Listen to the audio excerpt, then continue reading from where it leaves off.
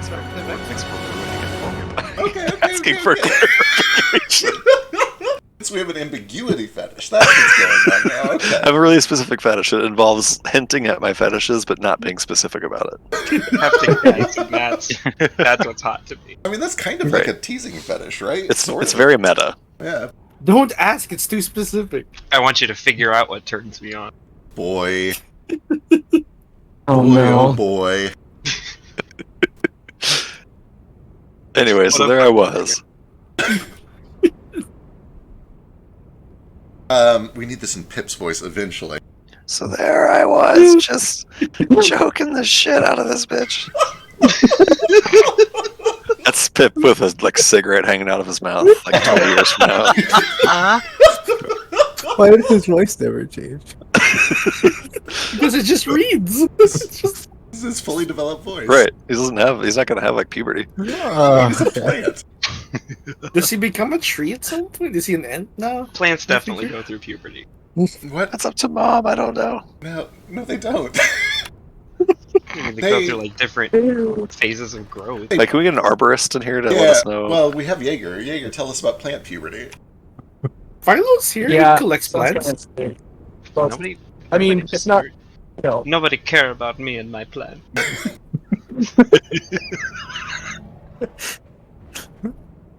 Hello, welcome to Wildfolk. Hi.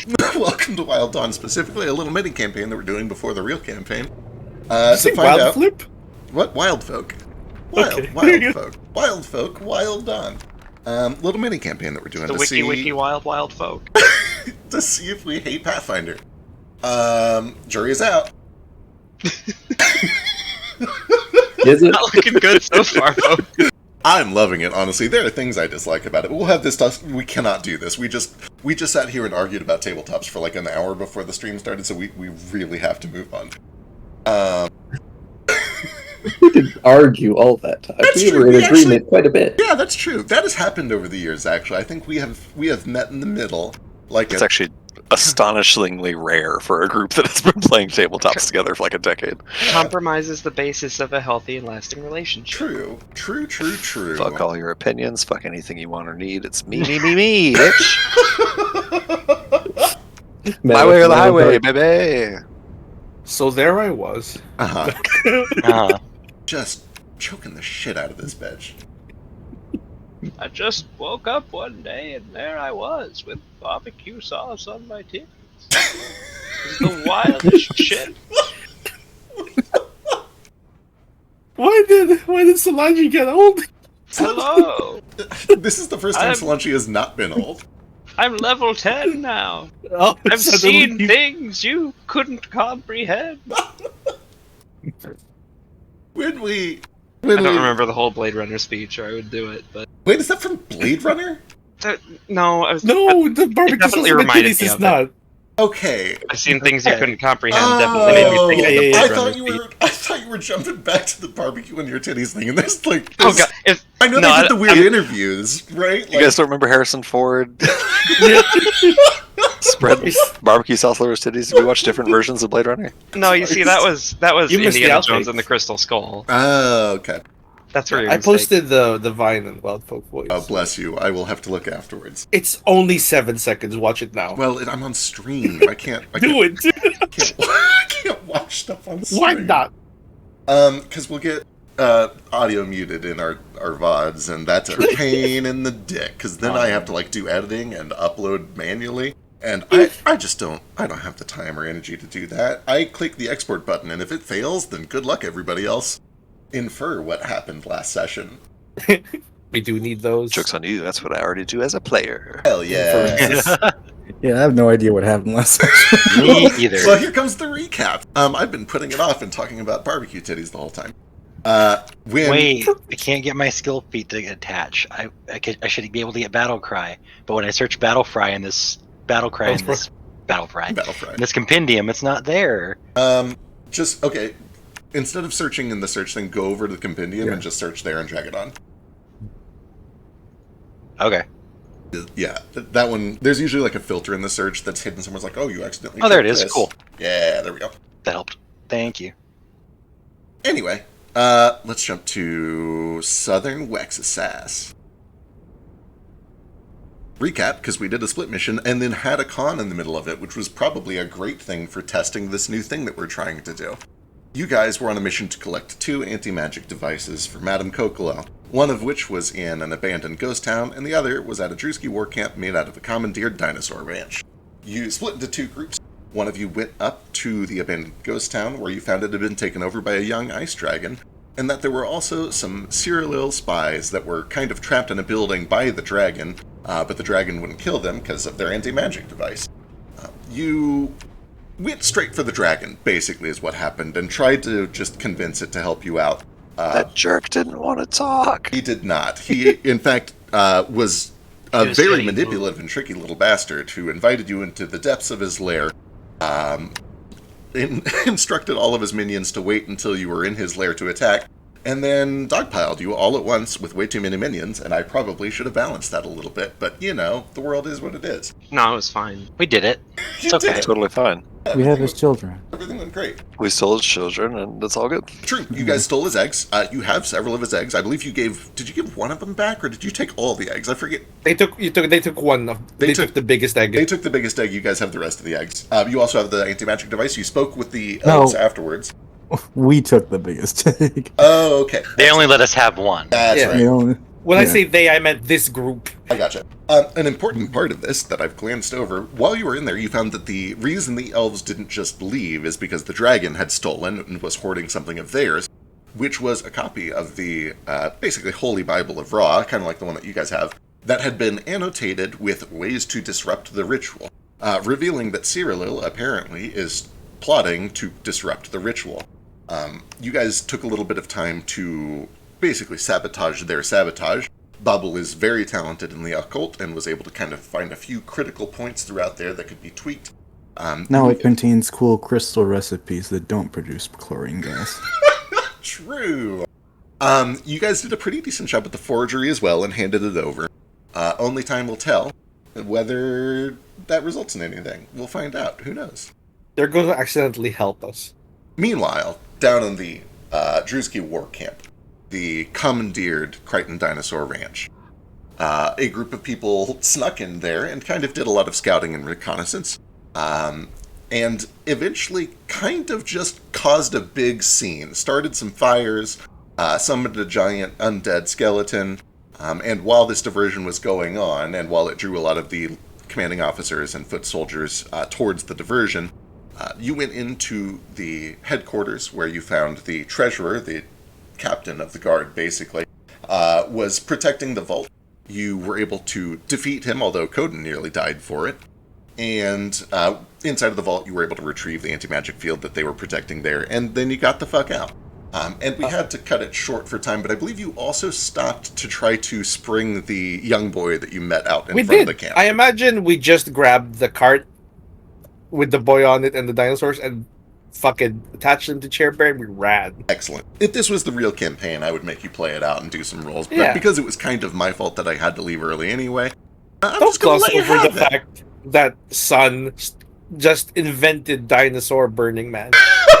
True. Sun also, for the record, had a cool as fuck shot to kill a pteranodon that was about to alert the entire camp to your presence. Oh yeah, the one-shot Pteranodon.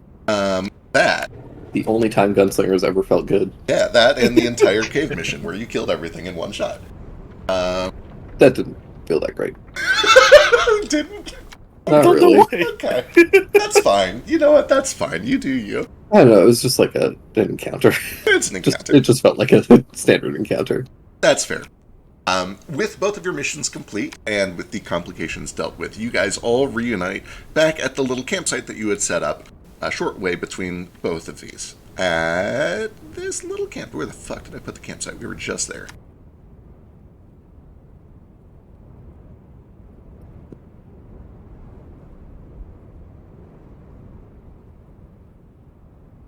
I found it. It's us. All of you guys. Oh, and the boy who you rescued. And one egg. And a cart of Comsognicus. Pip comes up, like, you know, the way that toddlers do. Like, I'm talking a mile a minute, barely finishing sentences, explaining everything that happened. She's like, yes, we went to a city and I put on a hat and some guns and we dressed up like it was the Old West and we walked into the city and there were these snowmen there and the snowmen showed us how to get in and they had some kobolds and some of them were the dragon's helpers but some of them were not the dragon's helpers and some of them seemed like they were probably kind of slaves and we found a house that had some elves in it that had the box but we didn't know they had the box but they knew where the dragon was so we went to talk to them just about like that for a while. That's very good, Pip. Meanwhile, we completed the objective and acquired a boy and loot. And like a dozen cognizances, which all kind of scattered during the like fights and events. But a few minutes outside of the camp, the boy starts whistling, and then you see this little pack of compies just like chasing after the cart, and they eventually catch up and jump in with them. This is our boy. He's a part of our party now. One. Hi, boy. Hi. Does he expect to be fed while here? You guys are weird. I don't plan to. Certainly. How old's this boy? He looks like he's maybe 11 or 12 or so. He's, kind of tan-skinned, ruddy. Looks like he probably grew up on a farm. Definitely from around here. As far as I'm concerned, then a grown-ass adult, so... Oh, yeah, for sure. And Coden's just like, you're my friend now. We're killing a god later. Oh. Yeah. I've never... a god later. I ain't never seen a god. How do you kill a god? We're raising a god. It's quite the opposite. I hope you've been keeping notes of the clip. Hey, so wait. You guys you're going to raise a god and then you're going to kill it like it's cattle. Well, no. Just raise it. Because that's what we do with dinosaurs. Indeed. I do hope you get your dinosaurs back. Dinosaurs are a little different than gods. Are they? A little. Are they? How so? Are there any scaly gods? Give me a religion check. You see, gods don't have hollow bones or feathers. I don't know much about gods. I'm pretty sure at least a couple of them have feathers. Where's my character sheet?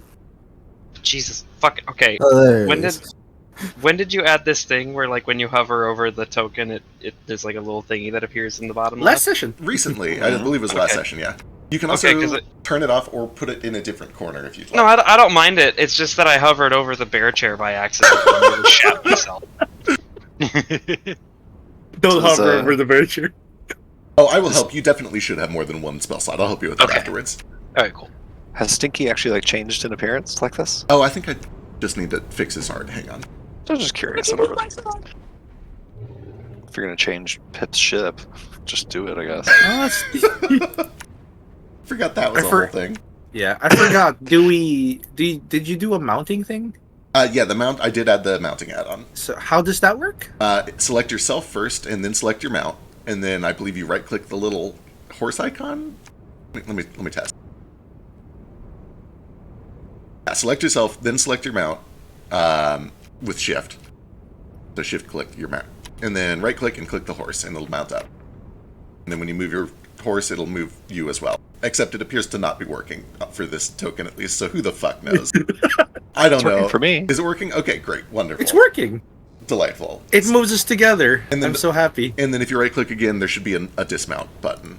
Okay. Oh, this is good. Look, I no longer have to keep moving 2 tokens at once. Okay. Sorry. Stinky and religion check. Let's see. Oh boy, it sends a chat message every time somebody mounts up. That's great. I hope I can turn that off. Bobble, that's I also don't necessarily love the phrasing Pip has mounted mom. Oh no. Same. Not great. Yeah, I'll see what I can do about that. That's great. I don't even mount mom often anyway. It's all good. Boy. Bobble, 35 is an incredible religion check. You certainly know of several gods that have feathers. I don't... Yeah, 35 is actually plenty good enough for this. There is, to the best of your knowledge, no god of dinosaurs, or at least no major god of dinosaurs. You're sure that there are probably some small little tribes and villages that have a little demigod of dinosaurs that protect their land or whatever. But there's no, major well-known god of dinosaurs.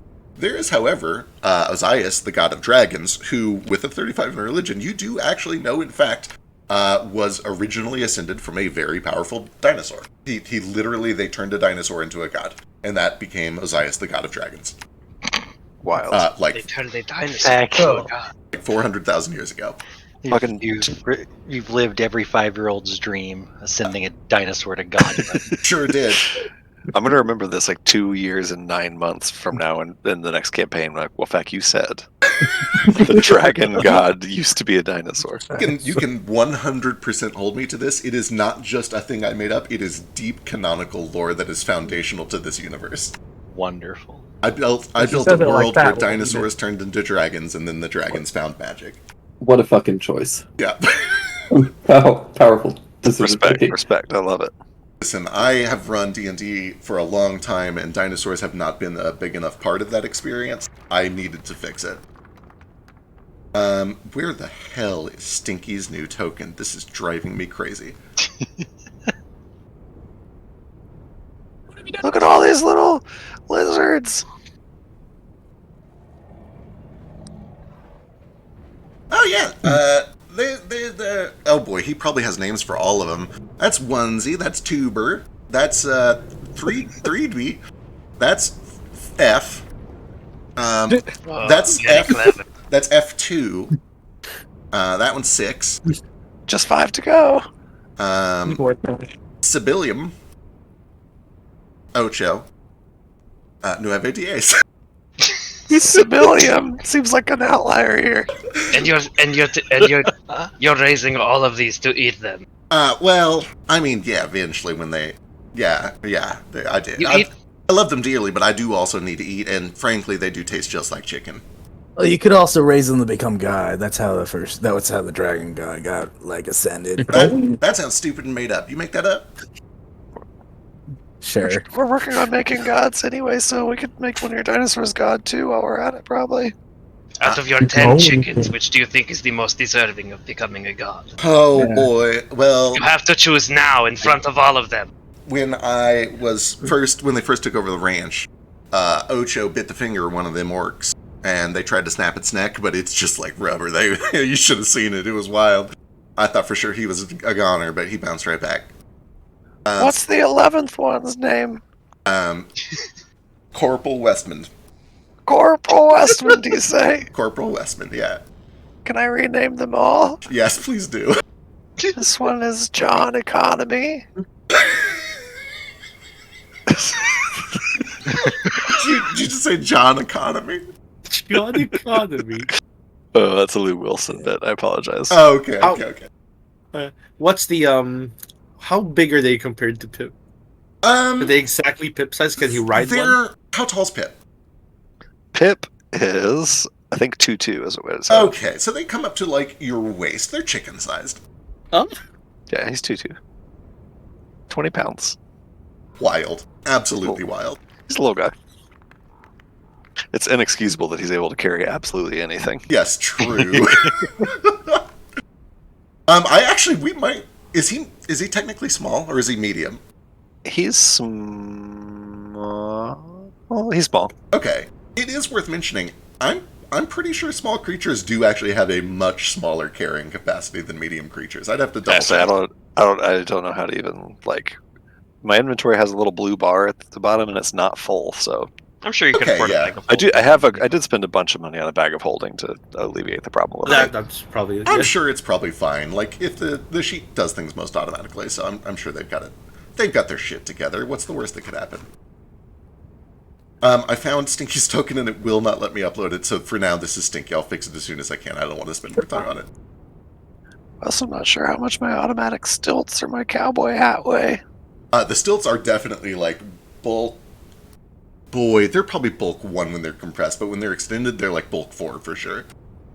And look, I found this while we were looking around that city, and it's he pulls out a little like wooden mask that looks kind of like a Shy Guy mask or something. He slaps it on his face, and he looks kind of like a Korok or something.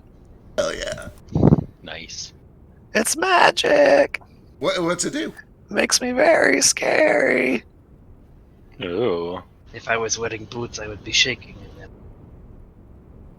There's a snake in your boots. It's me. Get out of his boots. Yeah. You're too big for him. You're not going to fit. Speaking of scary, first of all, thank y'all for saving me. I understand that you guys risked your neck out there, but also, the hell are you? What's that thing? And he points over to Mal, and what's that thing? Points to Mom. That's my mom. She's helping us make a god. We're just a bunch of people that are trying to make a god together. Well, what's that got to do with dinosaurs? Why'd you come get me? I don't really know what Mal is. He's some sort of like... He looks kind of like a dog person, but his face is dead, so I don't really know what he is. That's his chair bear. That's what it sounds like. It's a bear that's a chair that's a bear. That thing doesn't look healthy. But I guess This neither is my does Mal, friend so. Stinky. Oh, he's This cute. is my friend Jay. He's a grape. He sure is. He didn't used to be a grape. He was a person, and now he's a grape. He wants to be a person again sometime. We were also running low on food supply, and we're, like the flesh of humans have hers. We've all hers pretty good. And I want to use my fucking disturbing knowledge too, but I don't know if I wrote that down. Yeah. Where I forgot how this website works. Let's see. Feats, disturbing knowledge. Yeah. Here we go. You need to make an occultism check. His will DC, brace yourself for this one. 13. Good luck. Oh yeah. That's like 13. Yeah. Crit. Boy, you watch as the blood rushes out from his face like he's seen a ghost, and he looks around suddenly at you and all of these other things that are much larger than him and certainly look like they could and might eat him. And he starts like visibly shaking and starts to run off into the distance.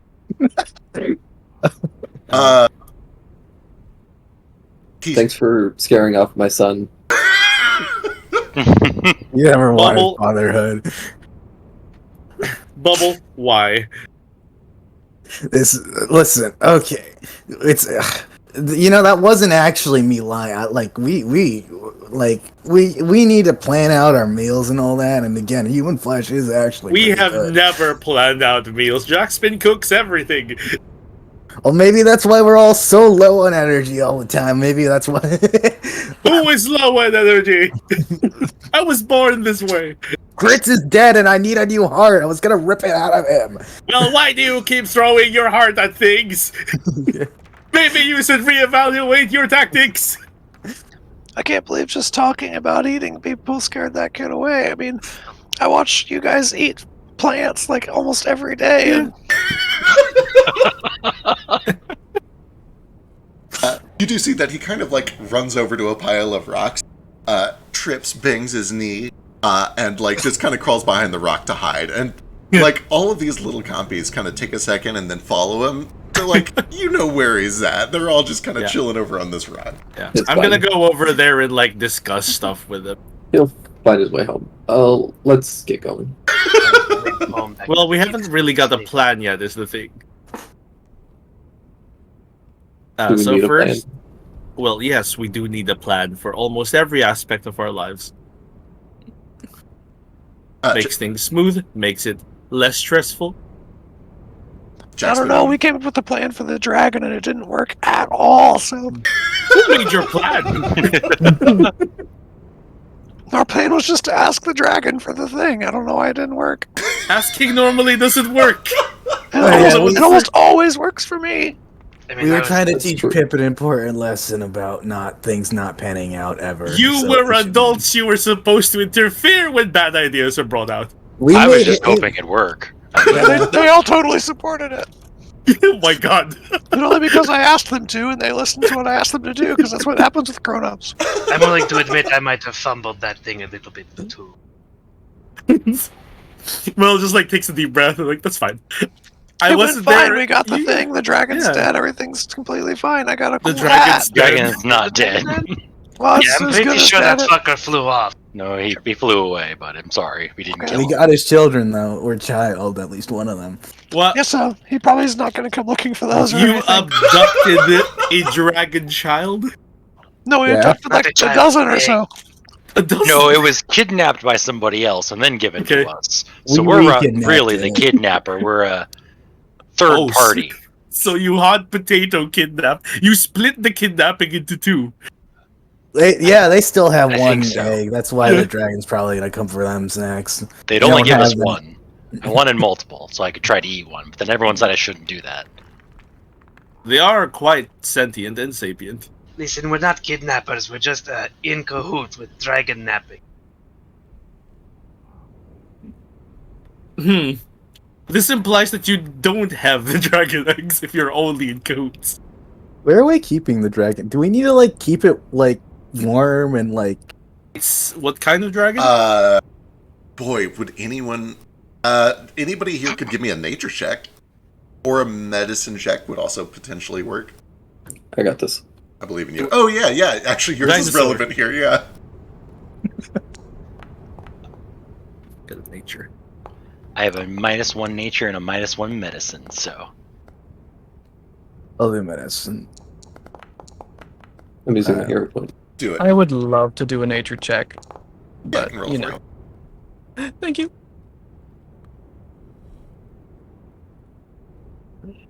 28. Tell me about your weird dragon dinosaur. Dynagon. Fuck off, Coden. Yeah, you guys have a lot of really good rolls here. Mal and Bobble probably get the impression like, yeah, it's probably fragile. It probably needs to be tended to. It probably needs to be kept warm. You know, it's like a dinosaur egg. Those are all things that are true of dinosaur eggs, and if dragon eggs are similar, then that's probably the case. Were any of you on the... Oh, yeah. Which of you were on the mission? Bobble and Mal. It was only Bobble between those No, I two. wasn't. Yeah. Okay, yeah, I think that is still appropriate. Those of you who rolled much higher, Coden, Sun, Solange, this is actually very appropriate. The three of you that have done a lot of study on this would understand that for dragon eggs specifically, the general rule is you keep them warm and expose them to any relevant element. So if you had a lightning dragon, you would probably want to store it in cotton, somewhere dry. If you had a fire dragon, you might literally submerge it in hot coals or even rest it on top of lava. For an ice dragon, you imagine that it is probably the exception to the rule. You probably don't want it to get super hot. In fact, it might be good to find a way to keep it cold if you can. You would also all be aware, the three of you, that dragon eggs are much more resilient than a typical dinosaur or chicken egg. It's hard to kill a dragon egg. They're actually, difficult to destroy physically. And also biologically resilient. Once it's born, then it's squishy. Boy. I really love to just wait until they hatch to smash them. Oh, Oh. Anyway. Well, I'm going to go over there and explain to the boy the joys of indentured service. Oh my god. He arrived shortly after I went over there and was helping tend to his wounds. He'd be like, "It's all good, don't worry. They're just kind of weirdos." You seem nice, though. You're not going to eat me. I've never heard of a plant eating a person. I don't actually eat anything. I just stick my little rootsies into the ground and sit in the sun, and it makes my belly feel full. Boy, you must be full all the time, then. There's so much sun out here. It sure is. There's not all that much water, though, but we found some. Well, all right. As long as they're just messing with me. Actually, you know what? I should make you roll for it. Give me a diplomacy check. With great pleasure. Yeah.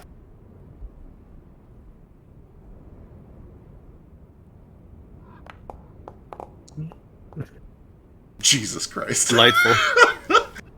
God. All right, well, I may not get your friend's sense of humor, but you seem good enough. And he kind of reaches a hand out.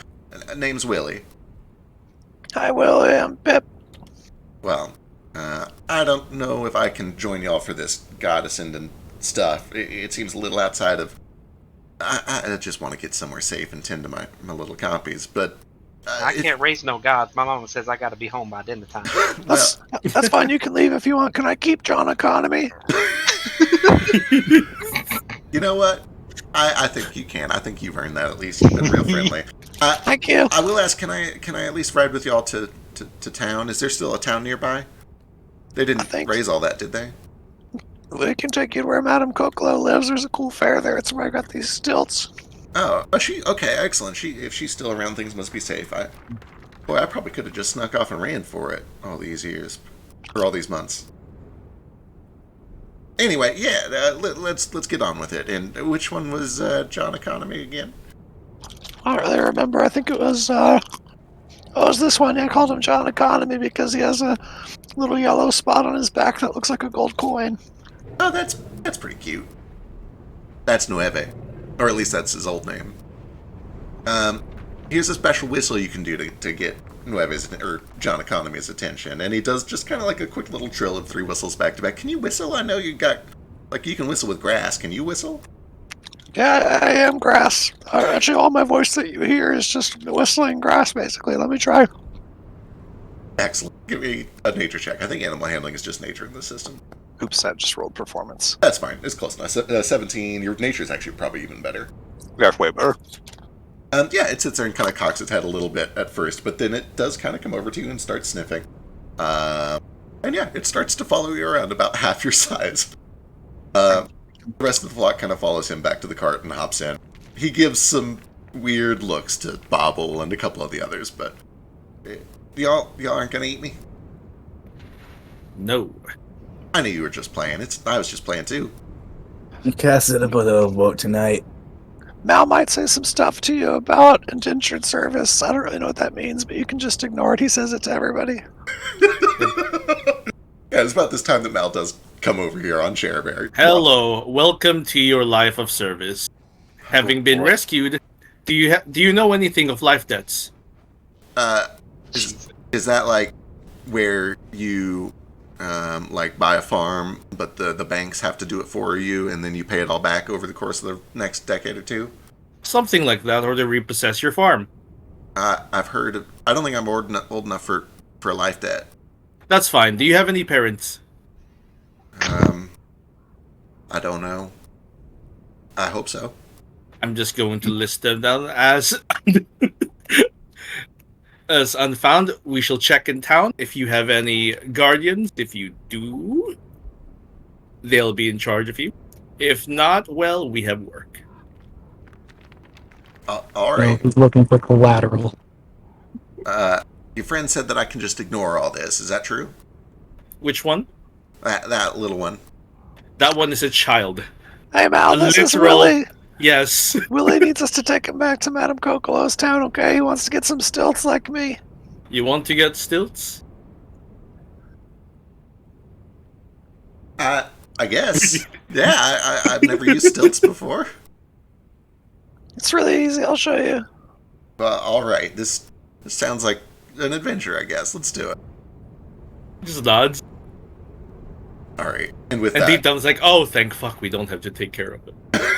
We just need to take him a place. This is the extent of what we need to do. All right, Jackspin, bring the boy. He seems to already be in the cart, sir. Oh, he has a different cart, though. He sure does, sir. Do we... I'll just hitch that onto Chairbear. It's fine. Here, Chairbear. He gives him a treat. Yeah, okay. Jackspin works with you to make a quick little harness, and Chairbear is plenty big enough to pull it along. And with that, you guys begin the trek back to Red Bell Rio, where...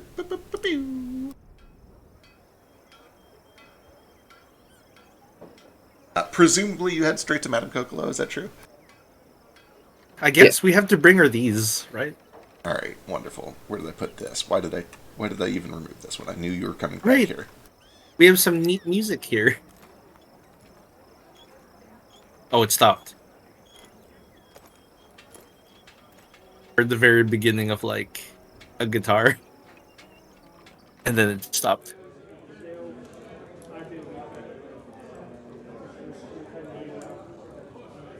Alright, you guys make your way back to... Let's see, the spider's lair. And down to the cool part. Oh, it's like I never left. Sure is.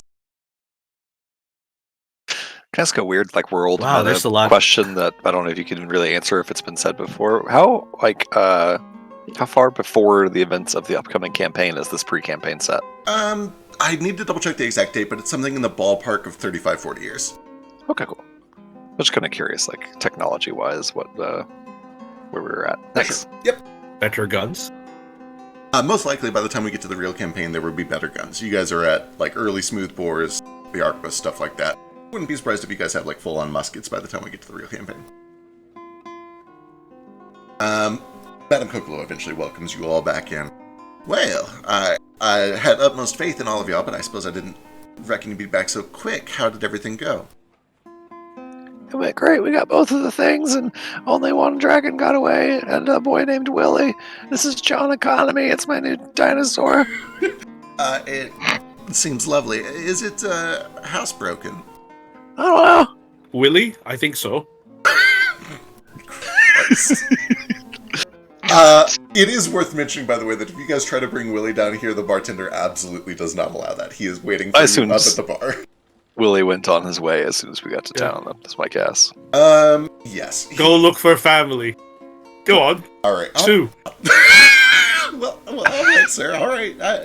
Thanks for saving me, I guess. Nice to meet you. If you don't find Willie. any, come meet us again here. All right. I'll come back here if I don't find anyone.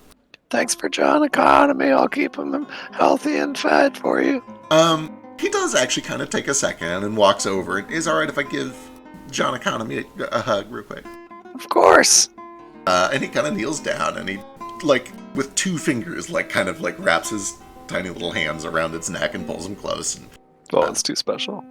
Gives him a little peck on the forehead and then says, "Goodbye, Nueve. These people will treat you right, I think. Or they might turn you into a god, or they might eat you. But you know what? That's what you were destined for this whole time anyway."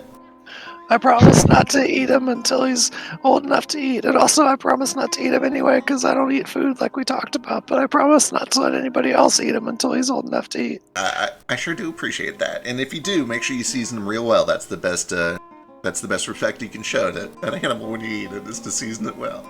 I totally agree. Meta as Zeke Smith. Perfect.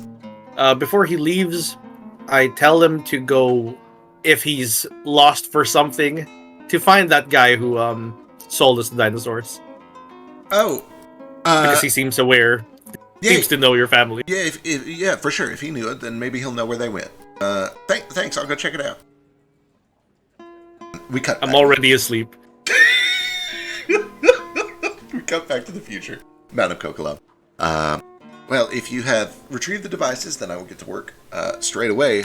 The last I heard, this wasn't happening for several months. But if you're going to do it now, then if I understand correctly, you've only got maybe another week or so before your window closes. So I imagine this is worth rushing.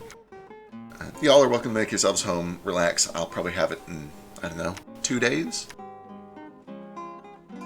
We need it a lot faster than that, I think. Why's that? I don't know, just...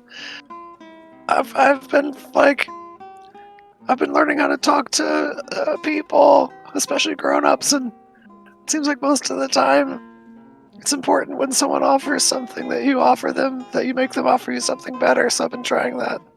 Isn't it curious how sometimes you can get what you want by just asking? Almost always, actually. You know what? I like you. I'll tell you what. I will finish up this game here, and I will head straight back to the workshop. Okay, thanks. Partly because all y'all seem real friendly, and partly because I think I want you all to succeed just as much as you do. What game are you playing? This game? This game right here with these cards? This game? Yeah, what is it? It's probably just like poker, I guess. I don't think this world needs to have a different card game. That sounds boring. This game. No, I was wrong. This game is like secret. Baccarat? You've got 40 years to develop a new game. You could just do poker for now. Secret Lava. Oh, I've heard of this one. Secret Called Lava. Egyptian Rat Screw. It's just called Secret Lava. Secret Lava. He looks up on the table expecting, like, Most lava is bright secret. colored pieces, like it's fucking sorry or something, and when it's just cards, he's like, oh, this is boring. Yeah. Maybe when you're older, you'll find it more entertaining. Between you and me, it's not the cards that are exciting, it's all that. And she kind of motions over to the piles of gold that are sitting on the opposite sides of the table with a couple other patrons that are just kind of talking to themselves during all this. The gold is the lava, Pib. I don't know if I'm ever going to get older in any meaningful sense. I'm kind of... like, I don't know if I have, like, a brain that's going to get smarter or anything. I'm just kind of a little plant boy. Your mom You does cannot kind kill of me in any way that matters. You've already grown so much smarter. You will grow bigger and smarter, I promise you this. Okay. I'll learn how to play Secret Lava before it's all said and done. Wonderful. She finishes up her game and takes off. Some time passes. You guys are able to get a couple days of rest here. If there's anything that you want to do in town, now's your chance. Otherwise, we'll fast forward to when it's done. I assume in there is probably where we're also doing some like crafting and shit that we gloss over. So Yeah. Absolutely. Some shopping. Shopping and crafting and such. For sure. You guys were able to recover a bunch of gold from the lair, the dragon's lair. You're able to spend that here in town, get a couple of things crafted if you need to. Cress is obviously able to craft a few more things if you want, thanks to your quick setup. Let's see, is there anything else that is important? I need to resurrect grits. Oh yeah, I don't that's know a if good I have point. enough time for that. Yeah, I think it's like Take once, a week? I think it's like It once takes per a week. week. Really? Not a day? Because we are playtesting and doing some hand waves, I will hand wave that you can get them back over the course of the next 2 days. It's fine. Yay! And, Alright. and also because they're buffing Witch in the remaster, which I think is necessary. I think Ooh, Witch needs yep. a buff. I'm very excited for the remaster. They're doing a lot of things I'm excited for. Anyway, And also, there's a child on the loose that everybody's now not paying attention to. So probably ooh, Who, Pip? He's fine. no, a little farmy boy. little farm boy, Oh, right. The child. Willie. Oh, he's fine. He's tall enough to survive. If he survived on his own in that camp full of people who want to do him harm, he'll do fine here where no one really cares about him.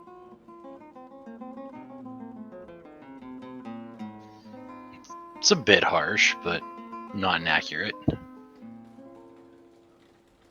It's a just gonna say that compliment. Bobble's gonna go after him, take his heart. And, Yeah, as expedite the long- process of as getting rid long of as- him. As long as Bobble doesn't go after him, he'll be fine. One day Bobble just wanders off, and the next day she comes back with grits.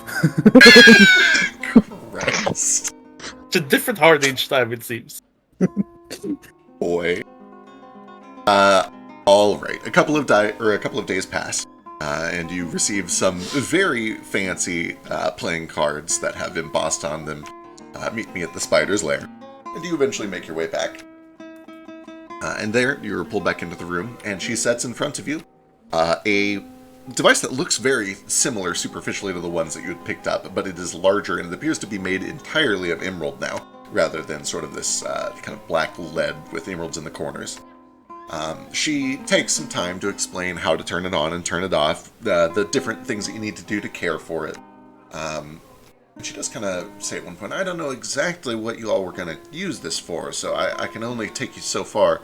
I kind of assumed the cult would be telling you that, but if I had to guess, there will probably be a moment where you need to activate it, and I guess I just hope you know what that moment is. Maybe it'll come to you, or maybe it's written somewhere. Couldn't say for sure.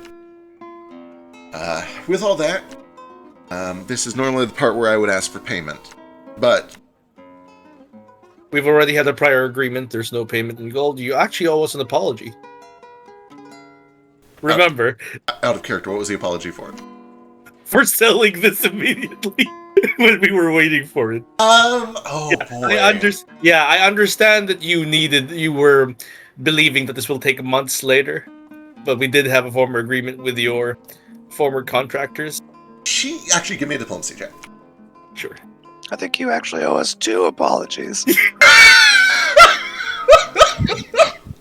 Christ. I'll give the help action here. Sure, what a treasure. DC 20. It's better than you do it, honestly. DC 20 diplomacy? Oh, it's So for him to help, yeah. I can't fail. I got a Yeah, plus gotcha. 21. Excellent. So you add the full plus 3 from being a master. which bumps that to a 26. Yeah. You, So what's her DC? the response... It's normally a will DC.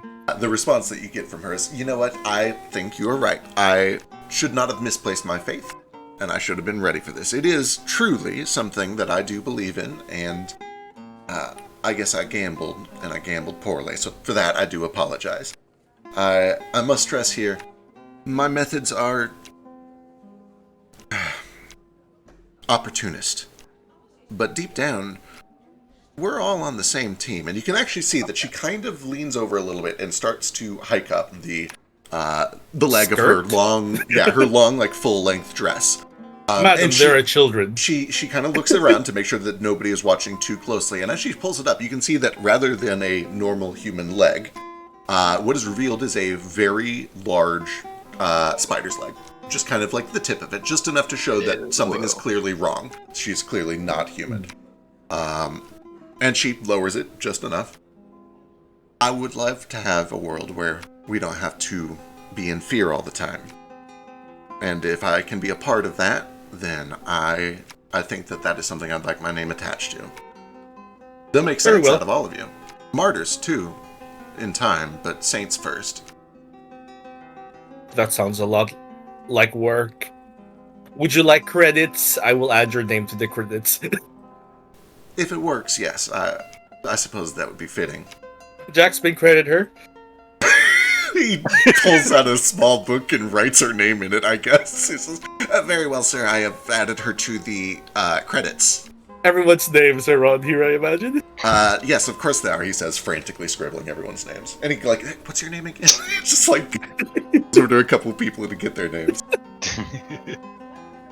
I am Salanji Ravasana Cressidak, and I better be in the forward of this novel. Oh, Lord, that sure is a whole lot of letters. Do you need me to spell it for you? Yes, if you don't mind. S. S. A. A. L. L. And he goes through, I'm not doing this. M. K. My name's a Pip Burnham, and I can't help you spell it because I can't spell. Your mom kind of comes over, oh, I can help with this, and begins screeching wildly. And Jackson writes it down. Perfect. What a beautiful name. If there's anything else that I can do to be as assistance to all of you, let me know. You will be welcome back here when your journey is done. I can set you up with quite the estate, in fact, if you are successful.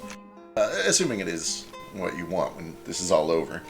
I've just met you. I don't know your dreams and ambitions. All I know is that you're looking for a better world for yourselves. What's an estate? It's a very large house with some land on it and some people to work it for you. Does land come with, like, water, and is it somewhere that the sun shines? Oh, certainly. It's up on the highest plateau. We have water. It's a little scarce, but you'll have more than anyone else. Okay. I don't need more than anybody else. I just need enough to get my little rootsies wet. How did you like the taste of the Hell Sun, Pip? Was it any different? Well, it's not like it's really different. It's just more, like it's like if you eat every day, you usually eat a piece of cake, and then one day you get 2 pieces of cake. It's like, wow, so much cake. Who's been giving you cake? That's not good for a grown boy. I can't eat cake. It's just an analogy. Who's been teaching you metaphors? I learned metaphors from Willie. It's just like, who taught you metaphors? We were talking about John Economy and dinosaurs, and then he went on and on about metaphors and how much cake he likes. Cake, basically, is. I don't really know if I'm using the word right. Don't let him teach you any of that like fancy literature stuff. That's not good for a growing boy. Please do not listen to her. She's awful. If there's one thing Billy's bad at, it's literature. Okay. How did Willie end up with us, by the way? We rescued him, apparently. Maybe we just kidnapped him as well. Who knows? Sometimes rescuing and kidnapping is a fine line. That's kind of how we felt about the dragon eggs too. So, guess we both did a little bit of rescue kidnapping on this mission. We resnapped. Mhm. Kid queuing? What is? All right. Wait, I wanted to see if I could buy anything that could help with taking care of the dragon egg as we travel. If there's like a any... fridge? I think But a fridge yeah, right like now. a portable cooler or something. Absolutely. So getting ice and cooling is as easy as finding a cellar. Getting mobile ice and cooling will probably rely on magic. Thankfully, the ability to create ice is not super uncommon. There's a thing for this. I was looking at it earlier. Well, So excellent. they have like a bag of colding or whatever. Rhyme. I think there's like a rhyme flask or something that like draws the cold off of you. Maybe we could use that to help with this. I don't know. Now I can't find it. If this were the full campaign, this is the part where I would spend 15 minutes pouring through all of the items that are actually in the game to find the appropriate price. For now, on the fly, I'm just going to say if you drop 10 gold, you can get some sort of a magic cooling device that will allow you to kind of take it. It's about the size of a lunchbox, big enough to put the egg in, and it keeps it kind of a nice, 45 degrees Fahrenheit. Oh, I could, and I can keep all my skeleton boy juice in there. Yeah, absolutely. Yeah, keep it cool. 10 gold is like $5,000 US. That feels appropriate. I'm not sure. So we buy an igloo cooler and a couple of ice packs Pretty much. for $5,000. It's magic. Put this one singular egg in it. Road trip. Alright, any other business in town before you guys take off? No, I spent all my other money on other dumb, stupid shit. Wonderful. Alright. Then a bit of a montage begins. I know we're all very eager to get to the real campaign, so I'm not going to spend the next 3 months detailing the long journey that you take. North, through Liberty, along the river, through a mountain pass into Zulakara, and then skirting along the mountains up until you breach into Eden, and then finally into Eden proper, the city, the capital of Eden. You know, like a New York sort of deal. If you guys have anything that you want to do on your travel montage, feel free to chime in here. Otherwise, we're going to cut straight to it. Sleep what's our montage song? What is our montage song?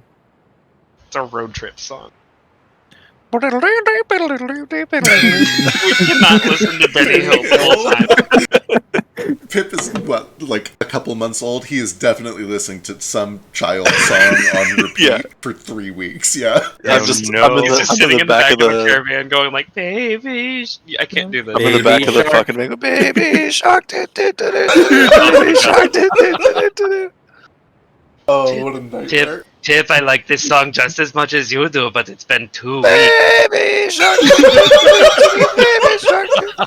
Maybe we can find another song to sing.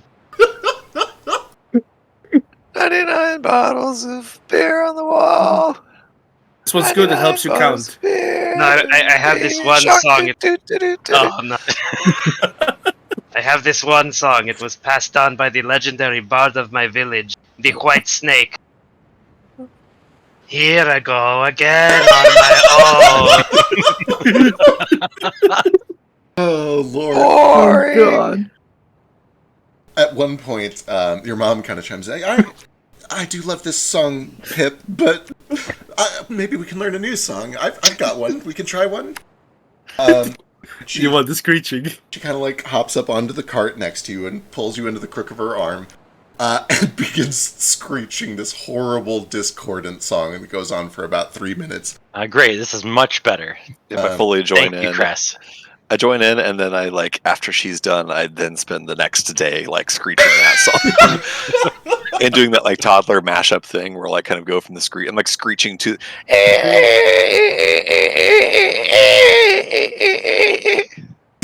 just awful. Amazing.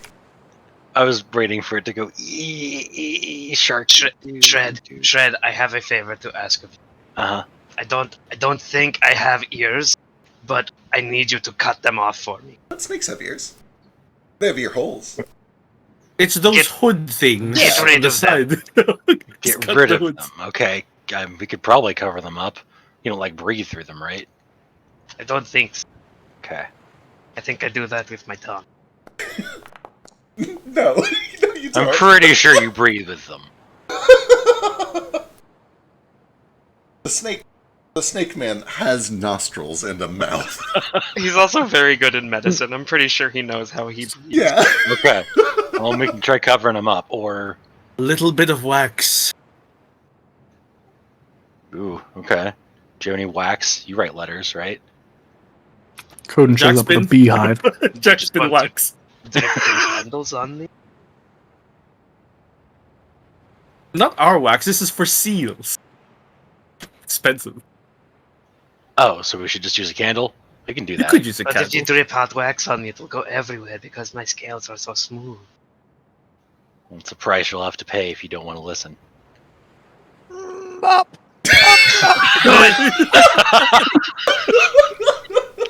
I rather like this one. I'll go get the candle. Christ. I love the Pip Bop version of everything. Pipcore.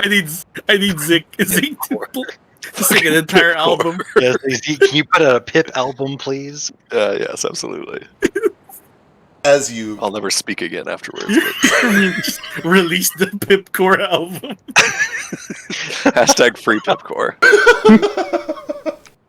Can you sing the Jackson 5's ABC as Pip for me, please? We will kill Say, back say, by doing you. say, say. No, how dare you? Stop right Jack now. might actually die. God, they used to play that all the time at work. I hate that song. All I want for Christmas. Alright. As you come down through the mountains, you find yourselves in sort of this dry, grassy, kind of plain savanna. You find a river and you follow it up until eventually the grass becomes greener. There are trees verdant and temperate. And eventually you start to breach through little forests here and there, and then you'll breach back out into a clearing. And it starts to look sort of like this just peaceful, meadowy grassland. This beautiful rolling hills, mountains off in the distance. Eventually you dip down into a valley, and when you breach back up into it, you start to hear the distant sounds of civilization. You've passed through little hamlets, but you hear big activity. You hear lots of farm animals, the sounds of blacksmiths, just the sounds of a large, bustling city. And eventually, when you get to the top of the hill, you find yourself days later outside of Eden City. Stinky, have you ever seen a city this big before? Mm-mm. He shakes his head. He doesn't know where you're looking. Perfect. It is still I definitely fairly- spent some of the travel just doing some basic training with John Economy, by the way. Just like some like come, sit, etc. Excellent. Sure, give me a nature check. I think there's actually a thing for this. Oh, I don't Train have out. any feats about this. I probably can't do it. Sorry. It's okay. This is D&D. You can try to do anything. I don't care what the system says. Anybody can try to do I anything. know. I'm just being a salty bastard. What am I rolling? Nature check. Nature? Yep.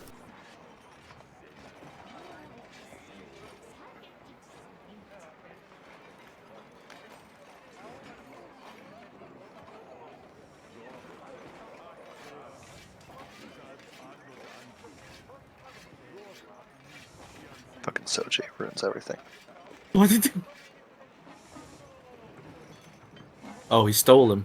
Stolen away from us. Here we all were just having a fun time together. Took our DM from us. I know, I'm so sorry. Stole our DM away. 34 is great. Yeah, is there... You kind of learn the basics. You can at least get it to respond by name, which is more by whistle than anything else. And it is at least starting to warm up to you. It's comfortable with you. The first couple of days, it looked around a lot. Like, oh, where are my friends? Where's my boy? And it's kind of realizing, like, okay, this is kind of my new life now. And with sort of the... I'm about to make a bunch of people very angry. With sort of the cold callousness of being a lizard, it just, like, it moves on. It adapts to its new life, and it starts to be like, oh, this is the person that gives me food now. And eventually, if you have one simple trick that you would like to teach it, you can teach it a simple trick. The cold callousness of a lizard, he says, as he describes something that mammalian pets do every day. Listen, I ascribe true love to what cats do. Lizard, ew, gross, stinky bugs. Actually, I'm gonna make two groups of people mad because I think dinosaurs are closer to birds, and I'm sure bird people are like. I'll bet bird people think birds are hyper people. Intelligent. Yeah, birds are And way they're smarter also than dogs very- or cats or lizards. They're also very like closely, particularly bonded to specific. Oh yeah, They can for talk. Some of them like mate for life. Yeah. I got this one as a baby. We're good. Absolutely. Anyway, there's moving ass birds on this map. Damn. Yeah, I'm ruining everyone's frame rate with add-ons. No, I love it. Okay, anyway, I think the most important thing for me to teach John economy, if like at first, is just like come here, come to me. Excellent. So that'll be the first thing. Yeah, you got a town. Easy peasy. It comes when it's called, even from long distances. If it wanders off to go get food, you can kind of just whistle, and eventually he comes scurrying up. Outstanding. There is a long, winding dirt path that starts to turn into cobblestone, and then eventually into a fully paved street when it reaches the front gate of this large city. And it isn't probably until you've been let through the front gate of the city, you see that there are guards kind of checking everyone who comes in, but not in a rigid military sense, more just keeping an eye out for trouble. The gates are wide open, and people come and go as they please. And as you breach through into the city, looking down the main street, you see a bridge that rises up over a patch of fog and to what appears to be a large island floating in the sky, where there is more of the city walled off, and at about the same level as everything else, but clearly suspended over what appears to be a large pit that is just filled with a mist that rolls out over the rest of the city and down towards the sea. What do I know about Eden? Give me a society check. Sure.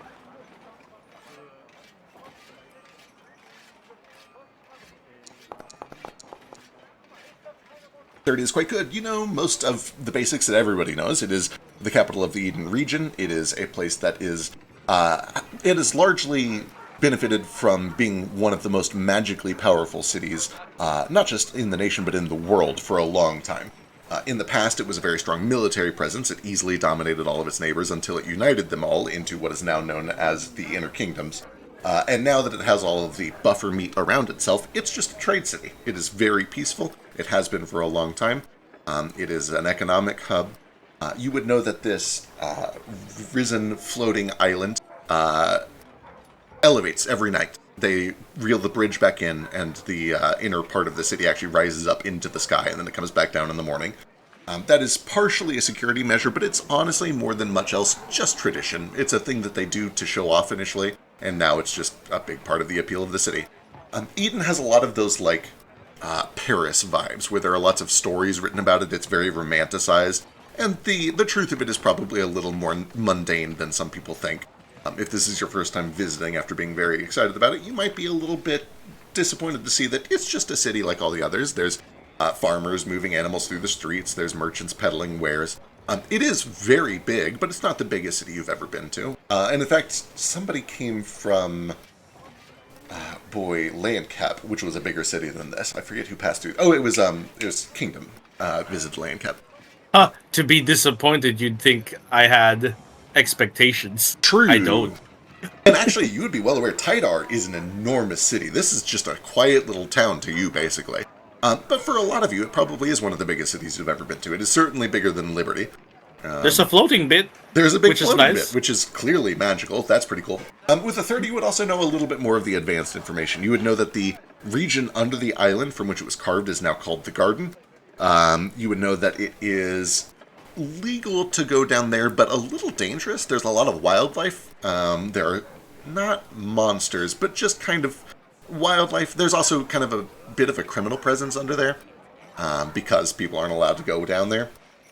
You would know that this place is very magically rich. There are several magic academies here. You would also know with a 30, and especially coming from Taspin, this is kind of the counterpart to Tidar, where Tidar is the home of a lot of fiends, a lot of tieflings. Aasimar are drawn to this place. Celestial beings are drawn to this place. It is said, and it's not just said, it is known, it is a historically true fact, that when the gods want to visit this planet, they send their avatars here. This is kind of the heart of religious activity on the planet. They have a very strong network of churches of almost every faith. many of which are along this kind of corridor here, but more of which are contained on the floating island itself. What else would you know? You would know that the people here are largely sympathetic to monsterkind, but they are becoming upset that the government is not sending military aid. A lot of people are expecting Eden to kind of come to the rescue for you guys down in Rosin Rock, and they never did, and it's not entirely clear why that is the case. And sure enough, as you enter the city, you do see that it's not like masses on the streets, but there are people on some of the corners that are like calling out, the king needs to take action. We are letting our friends fall and we'll be the next to fall. There are people, there are social activists here who are trying to raise support for your cause. It probably is one of the first times that you found that from people who are not themselves monsters. The population is largely human. There are some Loxodons, there are some elves and dwarves. The guards seem indifferent to all of it, but the people here seem sympathetic, and though they don't laud you as, oh, monsters, they're so cool as soon as you come in the door, they're nice to you, they're pleasant, they sell you, they don't give you any trouble. If you guys try to find an inn at some point, they don't give you any sort of a hassle about it. You are welcome here. It is a very diverse melting pot city. I do that casual thing of like every now and then when we pass by a landmark, he'll do a very casual tourist tourist guide kind of comment about it. Absolutely. And there's beautiful architecture here. Architecture that is clearly only possible through magic. Enormous statues made of what appears to be solid gold that tower 4 or 5 stories tall. Fountains where the water just rises up in bubbles and forms shapes and then kind of does an animated dance and then splashes back down in. There are places where ever-burning fires burn up for stories and stories and stories. Gardens where the trees seem to just sway on their own even without the wind. And what is notable to you, to everybody who comes in here, is in the early morning, it is just shrouded in mist. It is sometimes called the Misty City. And you would know that that is from the river that pours into a waterfall down into the garden and then kind of rises up for the first few hours of every morning. So, this is like a church city? Certainly. They have a very strong religious presence here, yeah. Oh, is there like a big religious district with like you choose your own god and all that, with churches and all that you go into? A couple, absolutely. There is one that is on the floating island here, and in fact it is this closed area. This one is kind of reserved for lack of a better term, important people in the religious or political community. This is actually a gated and walled area. The palace is here. The guards do not just let anybody in. Except for special occasions. On holidays, there's kind of a big event where they open the gate, let people go to the appropriate temple, and do their celebrations there. There is also this thoroughfare that connects kind of the rural half of town with the more metropolitan side of town. And along this road are dozens of churches to various gods that are open all the time for everybody to choose from. Give me a society check, Pablo. Okay.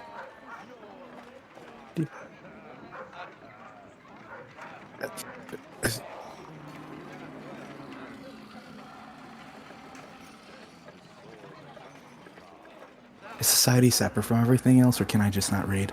It should be in there. Okay. It's not like special like perception or Oh, there it is. Okay. 23. Yeah, that's about what you would know. You would know that there are places in the world that are more devout. There are places that are literally like theocracies, like Cirilo. This place is not a theocracy. They just have a lot of angels and celestials. They come here because the magic is strong, not necessarily because it is a place where faith is extremely important. Okay. I guess if anyone else wants to do something first or whatever. But... Yeah, this is essentially on the way to where you guys need to go, up at Mount Avalon. You're welcome to spend time here, or you can literally just pass straight through if you'd like.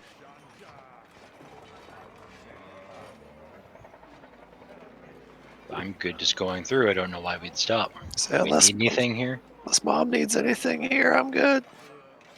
No, certainly not. In fact, these people seem nice, but I don't know how comfortable I am here, truthfully. Would you prefer to hide? He says, screeching back in her language. I don't know if that is necessary. Your tongue is good, by the way. Where did you learn? You speak well. I've always spoken well. Have you? Did you do that the whole time, out of character? No. Okay. Okay. She kind of like cocks He her head just to the side said, a he little just bit. like, yeah, I always speak. Every time I speak, it's well. What are you talking about? It's like he's not aware he can suddenly speak Hellenic. I see. I understand. Okay. Yeah, He has grown like 8 inches, though. perfect. No, it's just unusual. It's a difficult language to pronounce. Sorry, 4 inches. Many who understand it cannot speak well. You have good multitones. I have high blood. Ah, yes, that certainly makes sense. Coden passes a willow bark. This will reduce blood pressure. Blood pressure? No, high blood. The infernum in my blood is incredibly dense.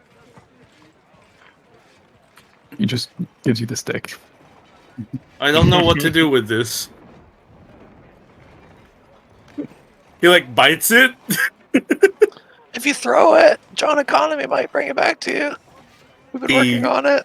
He tries and throws it. It doesn't go very far. It's like limp-wristed throw. Go get it, John Economy. He runs after it and kind of like he kind of just like stamps on it a few times like a chicken with a garden snake or whatever. But once he's satisfied that it is dead, he kind of picks it up in his mouth and waddles his way back with it in his mouth. Amazing. Good job, John Economy. Give him a little bit of food, whatever he eats. I guess if there are no other objections, Bubble wants to at least. She's a grandma. She's so hyper fucking religious. Would like to stop by a church or something related to Baba Yaga, the witch patron, if that exists here. Boy, I should have put more thought into that. Because I haven't developed that very much, I'm just going to give it to you. Yeah, absolutely. You initially start to go down the main thoroughfare, kind of looking at churches to see if there is one. And you're a little disappointed at first to find that there is not like an official church for it. But you find a group of other witch grandmas, essentially. You find like an alternative medicine shack, and inside there are a bunch of women in their mid-60s Oh no, there's wearing so a lot many of jewelry. them. You understand the vibe immediately, and they're able to point you to a little area over in the rural section, kind of by the northeastern wall, where they have people who practice all sorts of the occult. They give you the very practice speech, like, we haven't been able to convince the magistrate to let us have a building here on the main thoroughfare yet, but we're trying to explain to them that our religion is just as valid as theirs, and our beliefs should be respected all the same. Until then, you can go to this building here, and when you get there, you find exactly what it is. A bead curtain for the front door. There are crystals hanging on the walls. There are 7,000 candles all lit throughout this building, and they're just crones. There's no better way to put it. They're crones who hang out here, sip tea, and tell stories to each other all day. And occasionally cast weird magic. There are jars of scorpions on the shelves. There are eyeballs that are just kind of hanging in mesh nets.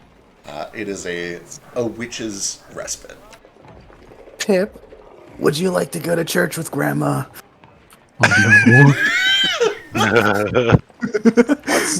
What's church? Oh, it's a wonderful place. You get to sit down and relax and listen to someone else talk about how much better the divine providence that rules over your life can make your life. Mom, can I go to church?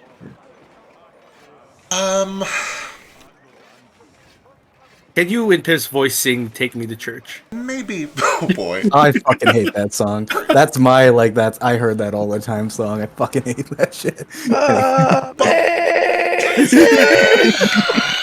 That's not the song. Free Pip Core. Free Pip Core. Oh my god. Bob, give me a diplomacy check. Okay. Diplomacy. There. I think it might be best if we don't spend too much time here. Okay. It sounds kind of boring anyway, honestly, Bobble. These kids these days can heathens and heretics left and right. All right, fine. I gotta try to find myself a deck of secret lava cards before we leave anyway. If there was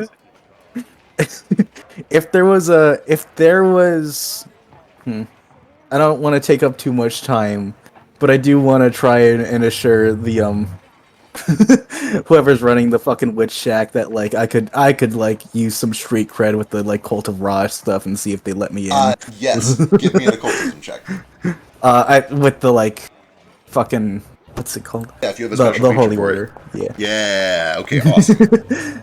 Oh my goodness. Yeah, you go into what at first appears to be basically a bingo hall for old crones, and you begin to just like real playfully drop. Oh yeah, I'm with the Cult of Ra. We're doing the Ra thing. Oh my God, Margaret, come here. What'd you say your name was? Oh, Bobble. Just Bobble for now. All my husbands are dead, so no surname. You gotta hear this. What? What are you doing? Well, hi, my name is Margaret. What can I do for you? Yeah, I'm traveling with the Cult of Ra, and I'm wondering if there's any kind of like support that I could get from old Baba Yaga and the rest of you fine young ladies like myself. Well, This is Grits here. I made it myself. He's the heart of a little boy currently, but it used to be my heart. Oh man, 2 ventricles. I am impressed by that. That you are very skilled in your craft. Ra, you said Ra? Ra, right? Yeah. Can I show them the envelope and like flash that towards them? Absolutely. Do you show them anything else? No. Just the envelope with that one spell that I never used on it. Bobble, you're not just with the Cult of Ra. Do you have the vessel? Where did you get this? Who's asking? She kind of pulls down the collar of her neck, where there is emblazoned right above kind of her clavicle, a little icon of the songbird. Friend, if there's anything that we can do to help you, we're here for that. Vessel. Everyone in here, well, except maybe Nancy. She's a cheat and a scoundrel. Nancy, go home. Everyone here is a friend. All right. Yeah, we've got it. We got the vessel and a dragon egg, but that's neither here nor there. Have you? You've opened it. Have we opened it? Did that happen off session? No. Nah, not yet. Would you like to? Is that gonna take some time? We're kind of in a rush. There's like a window closing soon, right? I couldn't say for sure. It really just depends on what it requires. I assume you haven't opened it for a reason. Nah, we listen, of everyone in the group, I'm like the only one privy to this occultism and just all that. And I don't think any of them are really into it as much as I am, so I can sneak the box off and say I need it. They trust me with things. They trust me with things. Categorically false. I will just say that right now. Okay. Would you like to try to sneak the box off, or would you like to go see if your party is interested in joining? You for the record. Bubble's gonna like actually take the box and like start wandering it off with it. Oh, like, the giant arc. Doing things that grandmas do, like put your shoes in the fucking washing machine without like you asking because you think it's the best. Okay, it's not out of any malicious intent. Boy, I'm gonna need several things here. Are you okay? I have to ask. Are you just trying to play it cool, or are you actually like trying to not be seen? Are you stealthing as you do it? Just play it cool. Okay, as you're just playing it cool, then I'm just going to let it play out. The rest of the party, you see Bobble kind of starts moving things around in the cart and says she's going over to the occultism shop and grabs the ark as best as she can. It's big. It requires 2 people to move Bobble. You start to lift. It's unwieldy. You're confident that you are not going to be able to get it on your own unless you literally drag it on the cobblestone, which you can try if you want. And the rest of you see Bobble starting to do this. We're gonna. Hey, you can't sell that to the occultism. We need that one. No, we're not selling this. We're just gonna see what's inside it real quick. All right.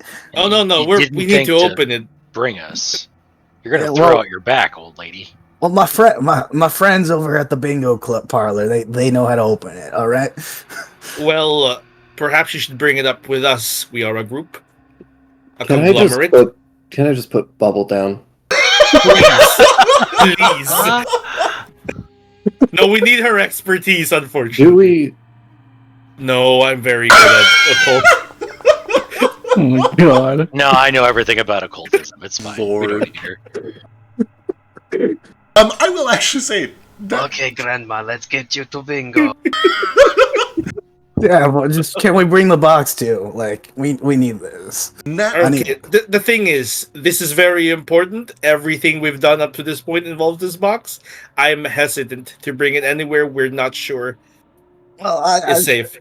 It's safe. It's, they're friends with us. Friends with the cult. Yeah. Oh, friends with Ra. Then maybe they Bingo has a lot of people you might not know, except for Nancy.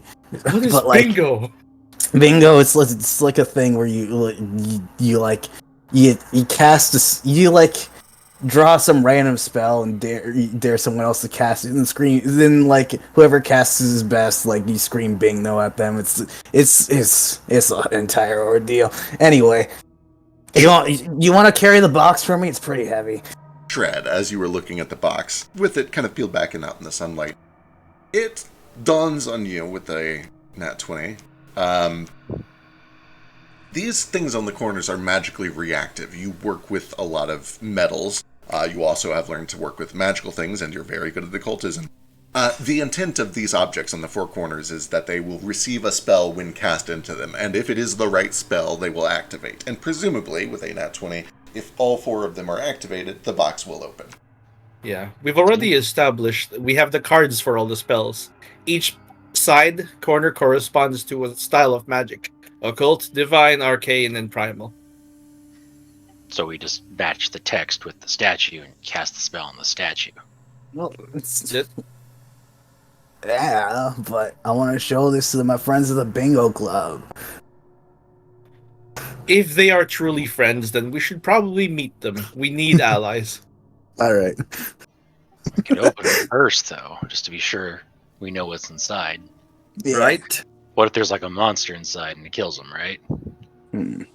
This is probably, in my theory, it contains the body of the dead god. Huh. Why would we need that? To raise it. Do you think raising is a metaphor? I thought someone like ascended to become a god. I didn't know we were bringing him back from the dead. That makes more sense. I was kind of hoping personally, for no particular reason, that like we pick someone amongst us to raise as the new god. I thought we were making John Economy a god. That can be a secondary thing. Thought it was Gargle first, but he's not here. Gargle has been dead for years. For the record, Gargle is with you. He is getting bigger, and he is collecting souls throughout this whole adventure. I know that because of real life things, he's not been able to make several sessions, but he is with your party. He's still here. Okay. What has he told us? He just went through one of his growth spurts, like while he was having just plot exploded. shitness, and so he got stuck in the toilet. He's like a machoke with the fish head on top now. So, okay, we're going to pretend that we've just been talking to him the entire time because we didn't have the opportunity to. Absolutely. So, what do we know about him? What has he told us about his whole deal? Sure, you guys have befriended him, and he's not here to complain about it. The vibe that you've gotten from him over your travels, during that montage especially, is he understands that he has been chosen to be a shepherd of souls, the souls of his people, and also occasionally the souls of angry people who've not moved on from this life and have instead been wrestled intentionally under his control. He seems somewhat saddened by that. He prefers that he only shepherds souls that come willingly, which is mostly people from his little cult flock. But he understands the importance of having as many subservient souls as necessary, and if he can both rid the world of angry spirits through exorcism and potentially collect more souls for this ritual, he's happy to do so. You would learn in talking to him that they have intentionally kept him in the dark about some things. He doesn't fully understand his role. He just knows his job is to shepherd souls, and he has learned that those souls are probably going to be used in this ritual. All right. So the souls are here to power whatever we're raising to be a god. presumably him, presumably whatever's inside this box. Either way, we probably should not open this box until the time is right. We can still bring it to your friends. I'll leave it to like the group consensus, and you know, like you know how it is with us old folks. You need cred in order to get some like. I literally don't. All right. Our elderly just die, as they should. Jesus. Stop clinging to life. Let the new generation take hold. I'm gonna throw a little more free information just because it was an at 20 for a 34 plus 1. This box can be resealed. It can be opened and closed. And with an at 20, I'm just gonna give you, there is no danger in opening it and then reclosing it. It is not like you're going to unleash a monster. It was not designed to control anything that malevolent. Okay, cool. When we reopen it, do we have to recast the magic, or...? Nope, literally just set the lid back on, it reseals. The downside of doing that is that you would have to recast the spells to reopen it if you did that. Okay, and we might not even have all of them amongst us. We should. What's The only... are We need a divine caster, that's you, right? Yeah. We need a primal caster. We need So an occult caster. They don't need to do specific spells. It's just like any divine spell. That's what I'm assuming. These all these languages are related to the certain spell schools, not schools, the traditions. Then we've got one of everything. Then Shred learned a moment ago with the nat 20. They need to be specific-ish spells. They need to at least be within a certain threshold of what they're looking for. Okay, well, we have spell cards that came with this. Can you tell me what they are again? Yeah, in this treasure chest, the little note is here.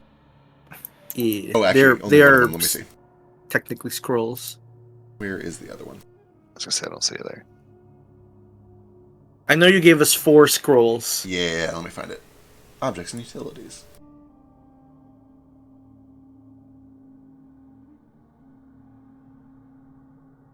And they're cantrips or first level spells. I can't recall. I believe they're first level, because I think one was a heal and one was a... There's that, and they contain... Oh boy, where is it? Let me see. It's heal, harm, haunting him, and one more that I'm looking up real quick. Primal heal, divine harm, occult haunting him, and arcane ghost sound. Okay. We'll add that to that. So yeah, the closest thing I've got divine-wise is like... You have heal. That had to be primal, right? Oh, is it? It does, Oh, then yeah. we've got... So because it was divine harm, and the closest thing I've got to harm is like divine lance. I know ghost sound, so I've got that one. Okay, you got ghost sound.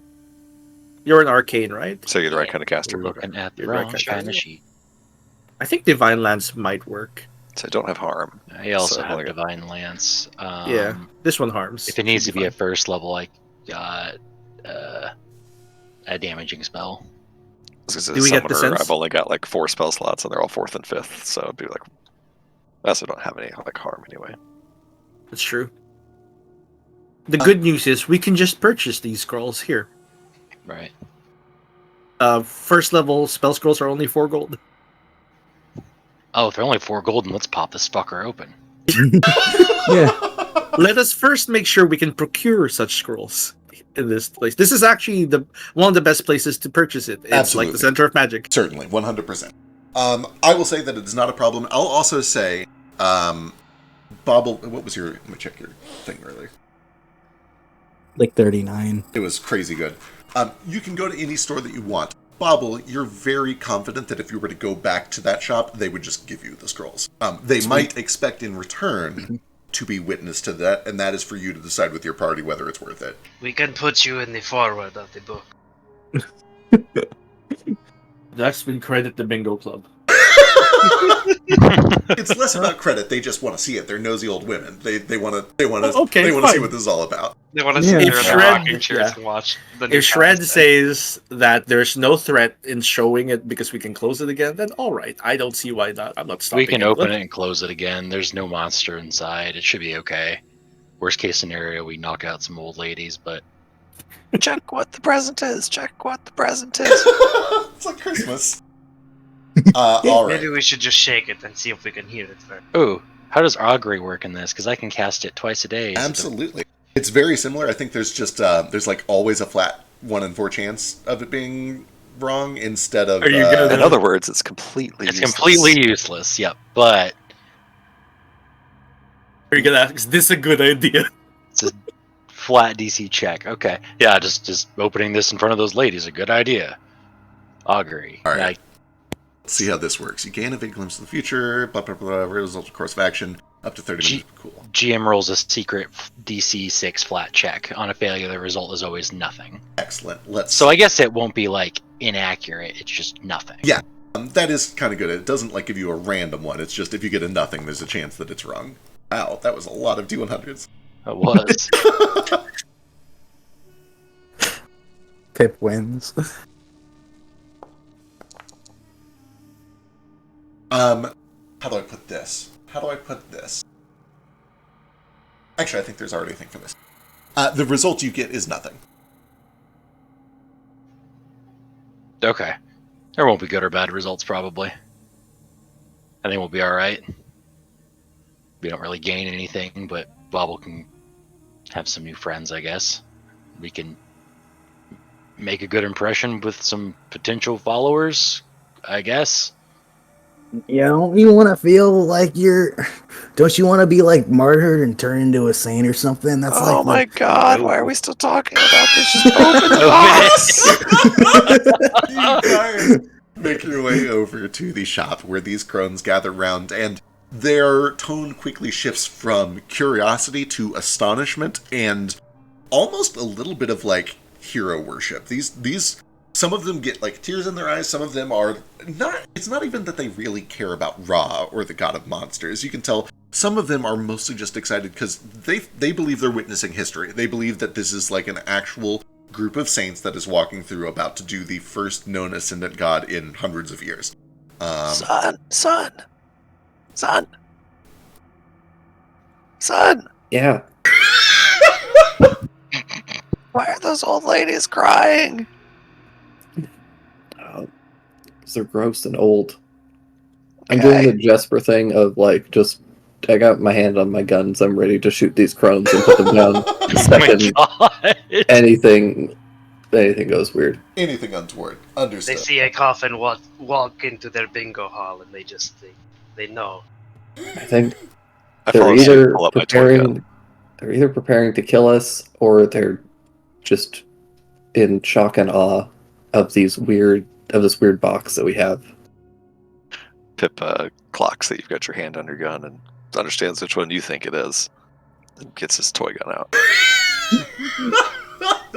Good lad. After some time, she jumps. All right, don't crowd him. Come on, stand back. Turns to you, Bobble, says, "This is incredible. This is absolutely incredible. Please let us help as much as we can." And she goes over to her shelf and just starts rifling. And after 10 minutes or so of rifling, procures not only enough scrolls to open all 4 of these gems once, but like 2 sets, so that if something goes wrong, you've got a backup just in case. You essentially have a set of 8 scrolls, the 4 spells that are appropriate to open each of these. So have the first. And you have the first scrolls. one that you already got from the bird. So yeah, you have enough scrolls to open this thing 3 times if needed now. Awesome. Well, guess we owe them one, very least, right? I wasn't going to ask, but I mean, we'd be honored. Nah, go ahead. You're like family to me. Bingo club. We take a picture of Bobble and the bingo club. All right. Edith. Grindle. Yeah, that's her name. Grindle. Sorry, I can't remember that one. And Nancy, we need Arcane. Right. These 4 crones gather around and they look. If you don't want Nancy to partake, I can cover that as. Yeah, Nancy, get out of here. Go on. Nancy, fuck off. Get out of here, Nancy. Fuck you, Nancy. They If gather you don't around. mind, I can do the divine. I'd rather do that, honestly. Certainly, absolutely. Get out of here, Grindel. Grindel's too close to Grundle. I don't want her. I don't want her in the credits, right? We don't even need accreditation. I mean, this is history. I can say that I saw the Ark of Ra. You gather round with the two crones and then Cress and Shred. And on the count of 3, cast your spells, and you watch as all 4 of these little crystal pedestals light up, and there's a as the lid kind of just props up a little bit, enough that it could be lifted. You're going to have to die. These alarms aren't going to be able to move that thing. Oh yeah, I got it. Cress and I got it. Come on. Easy enough. The 2 of you lift it off. And inside, why does it quack? Who the fuck Why did it quack? Who quacked? Incredible. Inside, you find, first of all, it is lined with this kind of old velvet. Velvet that was at one point very luxurious and soft, but it's been worn with age. It's very clear that this thing was packed a long time ago, and has sat here unused for some time. There's not much dust because it's kind of an airtight seal, but it is still brittle and kind of grayed. Resting on the plush interior of this are 2 hearts, each of which has something that is kind of like tied to it. There's one that has a paintbrush that is tied to it with this like fine silver chain, and one which has a quill feather pen tied to it with a fine silver chain. Between the 2 hearts is a large egg that has this kind of like translucent, reddish, leathery exterior. And inside you see what appears to be a very large embryo with these kind of like blank black eyes that kind of show through its skin. And then finally, there is a scroll written on this gilded black paper in Ramesek. Do any of you speak Ramesek? I don't have it on my sheet, but I cast comprehend languages and it actually targets a bunch of people, so 10 of you can. If you wish. Then yeah, after the spell goes off, you are all able to read what is on there. And let me pull this up.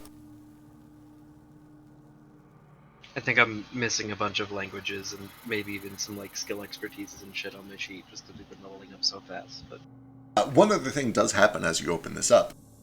There is a heat that is not unpleasant. It's not enough to hurt. It's just kind of like you step out into a warm summer day. And as it washes over all of you, you feel a warmth, a divine blessing kind of in your chest beneath your sternum. Each of you receives Ra's blessing, as it is shown inside of this loot chest. Basically, you can re-roll a d20 once in the next year, and you can add a bonus to it if you do. You each have 1 super advantage. But yeah, inside this chest you can see the 2 hearts, the vessel, and the gilded memo, which you can now read thanks to the spell. And I'll paste that out here as well. I'm going to take all 10 Ra's blessings for myself. They are distributed automatically 1 each. Those are, I put them in here because I didn't have anywhere else to put them. They're not actual like physical items. Just anyone who is here for it receives the blessing, which also means the crones get it too. Yes.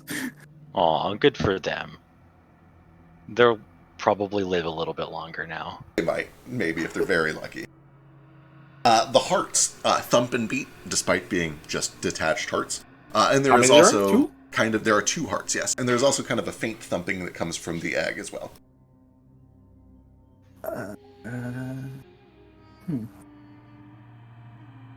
Should we like touch it? Do we all want to take turns like show and tell? I don't know if we should touch any of them. Parts typically aren't something you want to touch or throw out of your body or let run around or shoot fluids at people. It's typically organs and such that are meant to be inside the body should be handled with care. Hey, Feck. Yes. We've been kind of tongue-in-cheek about this. Can I do a sense motive on these crones to Absolutely. see if they... Yeah, give me a perception check. Since I'm You eyeing want- them with you my roll toy that gun in my initiative. hands.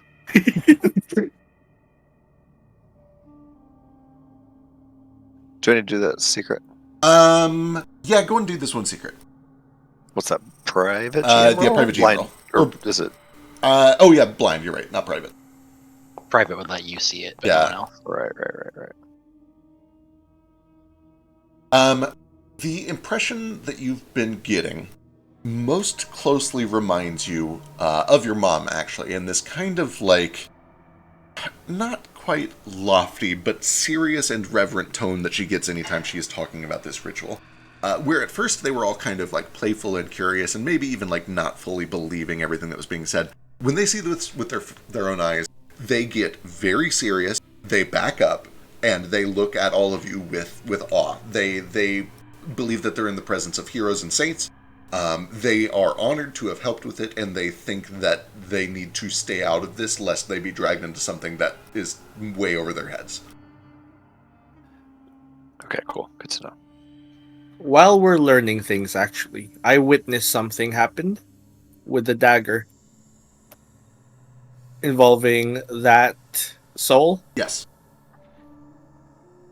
Can we infer what that does? Is that used to shepherd the souls from Gargle onto the box or something? You could give me either religion or occultism. Yeah, I have rituals lore. Will that help? Yes, absolutely. DC's like too lower for that.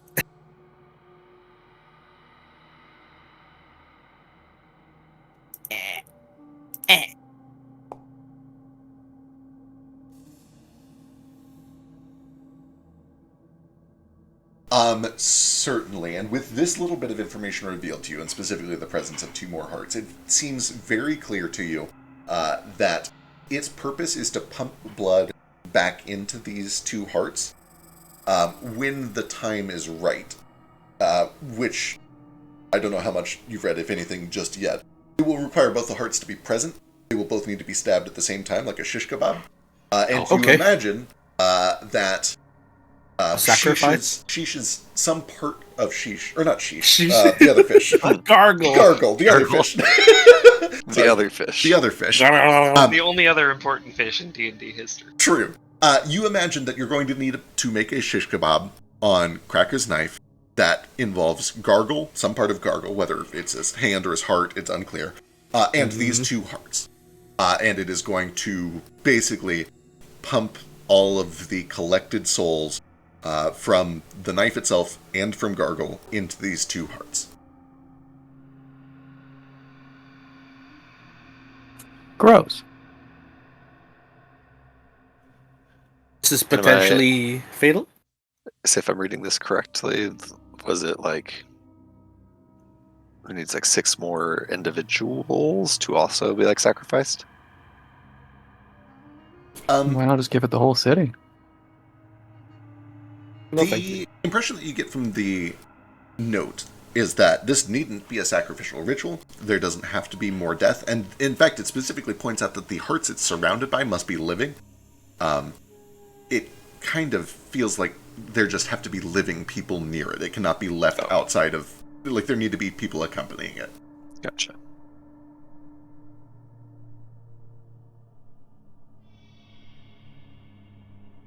Well, seems easy enough.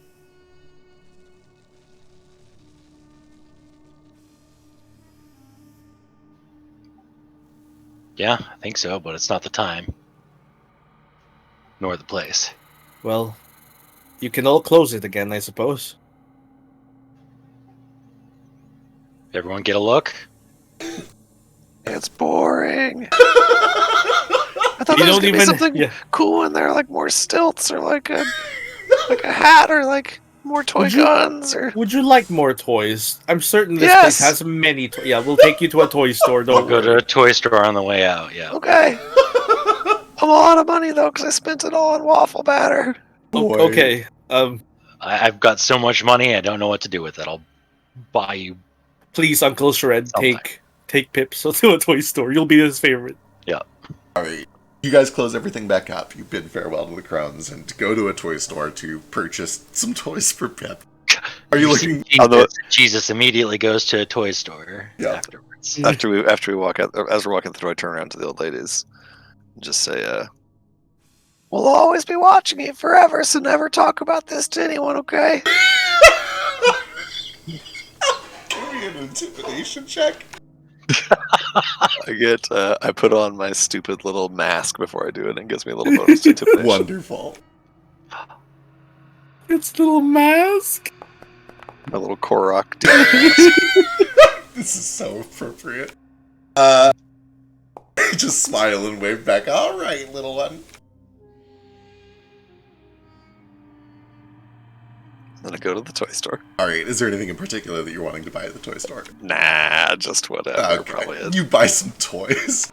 It is actually. I do get something. I want something for John Economy to play with. So something squeaky or chewy or something. Love it. They actually have a lot of magical toys here, and one of those magical toys is like a little rat that just runs around on its own. Perfect. And he loves to chase that thing down. He'll destroy that in a week for sure. Fantastic. Would you like one or two of these, Pip? They extend your reach by 5 feet. Oh my gosh! You can reach things while on your stilts. That's so great. I'd love to have one for each of my hands. Yeah, that way I can reach with two. Let's buy him 2 of these. Buy him 2 of those, yeah. I'll get 2 like grandpa grabbers. I'll get some like a handful of rats for John Economy to chase around and break. And I'll find something for 2 gold each. something for Stinky. What would Stinky like? I'll find something that looks like Stinky would like it. Perfume? You know those little leaves that fall off the trees? Well, not leaves, little seeds that like twirl around and float in the wind. He wants to get a little backpack with that, so you can jump off high things and just kind of float down. Absolutely. I'll find whatever I can that's the closest thing to like a helicopter hat, like the little kid helicopter hats. Love it. Absolutely. I'll get you a gold price at some point. It is negligible to you. You guys are wealthy as fuck. Okay, I'm just gonna mark off, round up my money here. There we go. That's fine. But yeah, you're able to get him a little bit of a whirlybird hat / backpack thing. And actually, I mean, it probably actually does kind of reduce his fall a little bit. It's probably magically. You know what it is? Of course they would sell it. Up on the floating island, there is a pet shop that sells little. They call them petachutes for if your pet wanders off the edge of the island. When you want to throw your dog off a cliff. Yeah, exactly. It's like the part of Dunstan Checks In, everyone's favorite movie. Of course. The Yorkshire Terrier jumps off the roof of the building trying to get Dunstan. Yep. You know, Pip, if we just buy you a coat now, you will look really gangly, like a person. Yeah, but Pip at this point, just from accumulating random shit on our travels, has like his demon mask, a cowboy hat. He's standing on stilts. He has fucking mechanical rats running around. Do you still have your skeleton boy costume? Yep, he's still got his undead Pip costume that makes him like a dead plant. He's got. Oh my god, you look like a giant skeleton with long limbs. And we get to see rats running around. You guys are going to stumble across like statues of the heroes who ascended. One of them is going to be this. Incredible. I cannot wait. You finish up your business here and prepare to continue on. As you start to make your way towards the north gate so that you can continue out towards Mount Avalon, the Elder Crone, Margaret? I forget her name. The Elder Crone. Margaret is waiting by the gate and very quietly, very subtly, not causing a scene. I just wanted to see you off. What you're doing is incredibly important. It'll change the world. I think that all that really remains for you now is to decide what the world will think of it when it is said and done. I'm sure that we will all consider you heroes. I guess my only advice is to make your next moves very cautiously, because they will be seen and remembered. And looking over to Pip, just as you are watching us at all times. The world's eyes will be on you for the next few days, even if they don't know it yet. Anyway, ta-ta, I have to get back. Tea's almost cold. Enjoy your baccarat. Oh, I always do. And with that, we return to another briefer travel montage. We're heading to... are weird. They are. We're heading to Mount Avalon, yeah? Coming around the mountain, won't you come? Yeah! We'll be coming she comes. She'll be coming around the mountain. She'll be coming around the mountain. Coming around the mountain. Oh yeah, before we leave, can I pick up painkillers? Just a ton of painkillers. Don't worry, I'm way ahead of you. Jackson kind of like hands you a couple of aspirin leaves. I am going through a lot of. We already had this discussion. Aspirin was like the 1800s. Opium. The opium. Yeah, it's a couple of opium. There you go. He whips out a whole bong for opium. High off as a rocker. Then. Boy. Chairbear gets a second. Stuff can be kind of spiritual, right? But you can just be high the whole time. Oh no, I'm going through incredible growing pains. I just don't say anything. Cress. Pip, I learned a new song. Do you want to hear it? absolutely. Baby shark.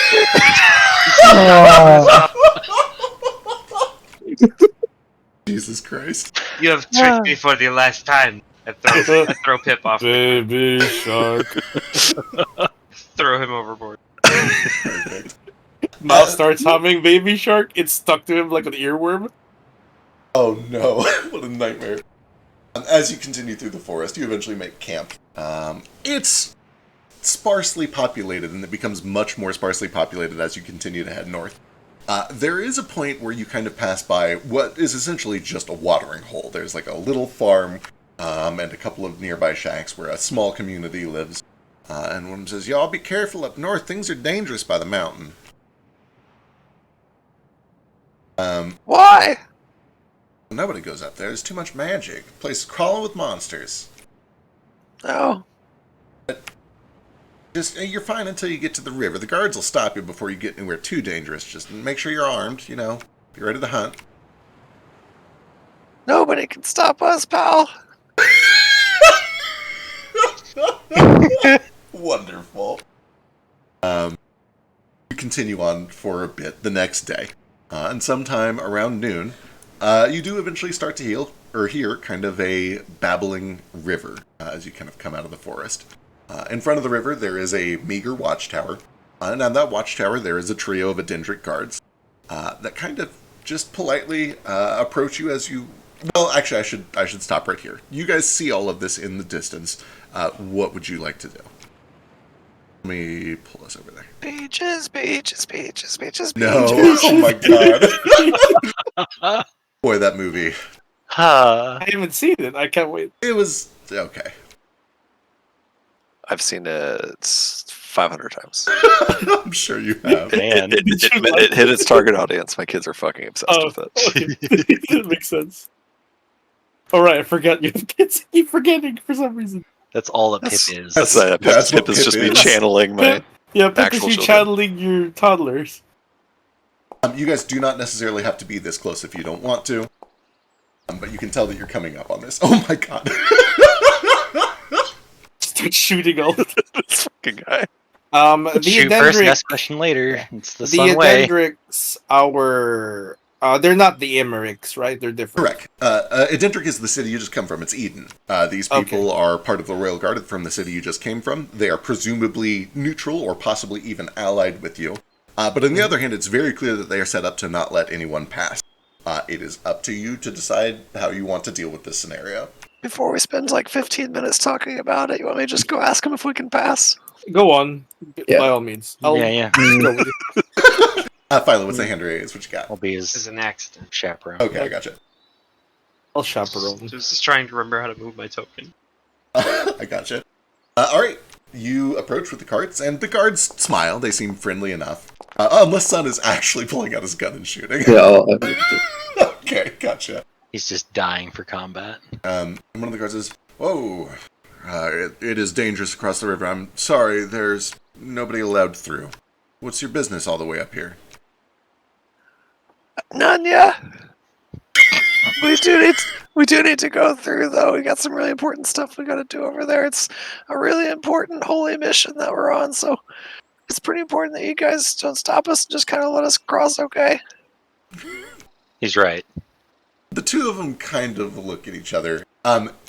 Give me an extremely difficult diplomacy check. But slightly less difficult. Slightly less difficult. Because of... May I help him? Sure, certainly, yeah. You can give me a DC 20 diplomacy to help. And also, tell me how you're helping. What do you say? Oh, it's actually not like that. I'm just playing him Baby Shark in the background. Oh, you're doing like a bardic thing. I gotcha. Yeah, baby. I'm like supporting. It's like supporting a child by playing like their favorite song. Yeah, excellent. It's delegate competence. I can actually help roll diplomacy. That might. And the cool thing about this one is that it's the help, but I can never fail. Oh, okay. So you don't even need help. Got it. Let's see. That's a crit, so you get actually quite a lot more. That's an extra 3 for Master, right? I believe so. And the DC is reduced by 2. So it puts me at 29. Puts you total, at 29. The original DC was 30, and it is reduced by 2 for your ridiculous feat, and then you get your 26 up to a 29. When you say this, the two guards initially look at each other and just kind of like shake their heads like, no, this is a no-go. We can't let these people through. This is an actual child talking to us. But the third guard that had been waiting by the watchtower, a young elven woman, kind of comes over. And without any sort of real explanation or further questions, says, no, let them through. She looks to all of you and to your cart, and you do see that there's kind of just a little glint of magic that washes over her eyes. She has some sort of an active spell going on. And she looks at you one by one, and lingers for a while on Mom, and just kind of nods and motions for you to go through with a little bit of, like, hushed urgency, like, do it before they question me. Can I get just a quick read on intentions, motives, etc.? Sure, give me a perception check. May I also perceive? Absolutely. 32. Oh yeah, shit, that was secret shit. 32. I'm gonna do it too.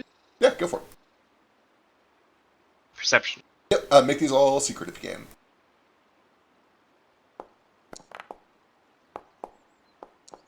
Blind or private GM? Blind GM. Blind. Your dice are so pretty. Right? I just want to compliment everyone with their dice. Everyone has made great dice so far. I'm so proud Except of that everyone. pink one. Except for the weird pink one, which we have to fix eventually. We'll fix so it before the real campaign. Mostly, it's hard to read the number. What's the point? It looks like bubble gum, and I want to eat it.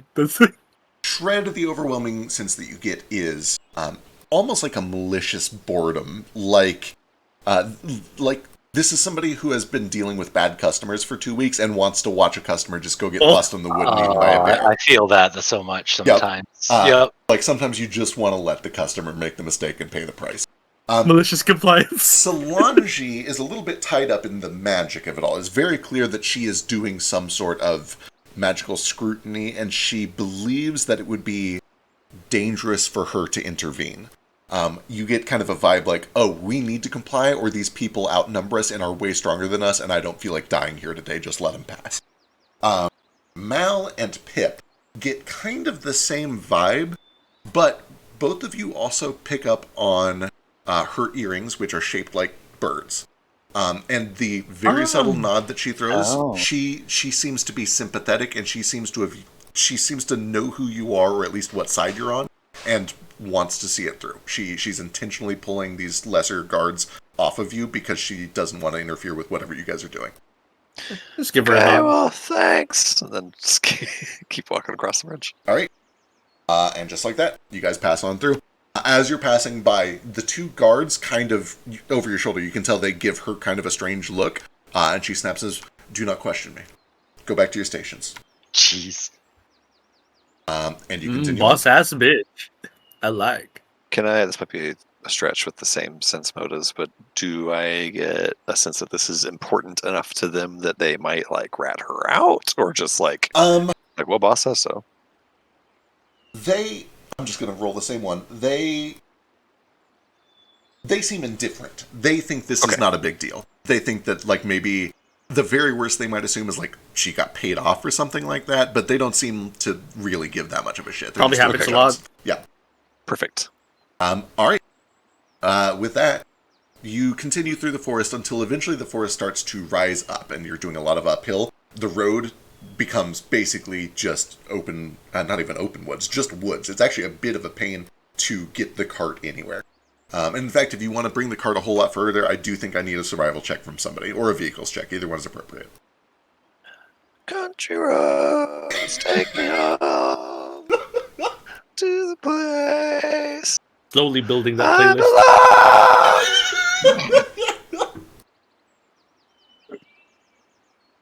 That's right. This is Jackson's shop. Shit. Exercise.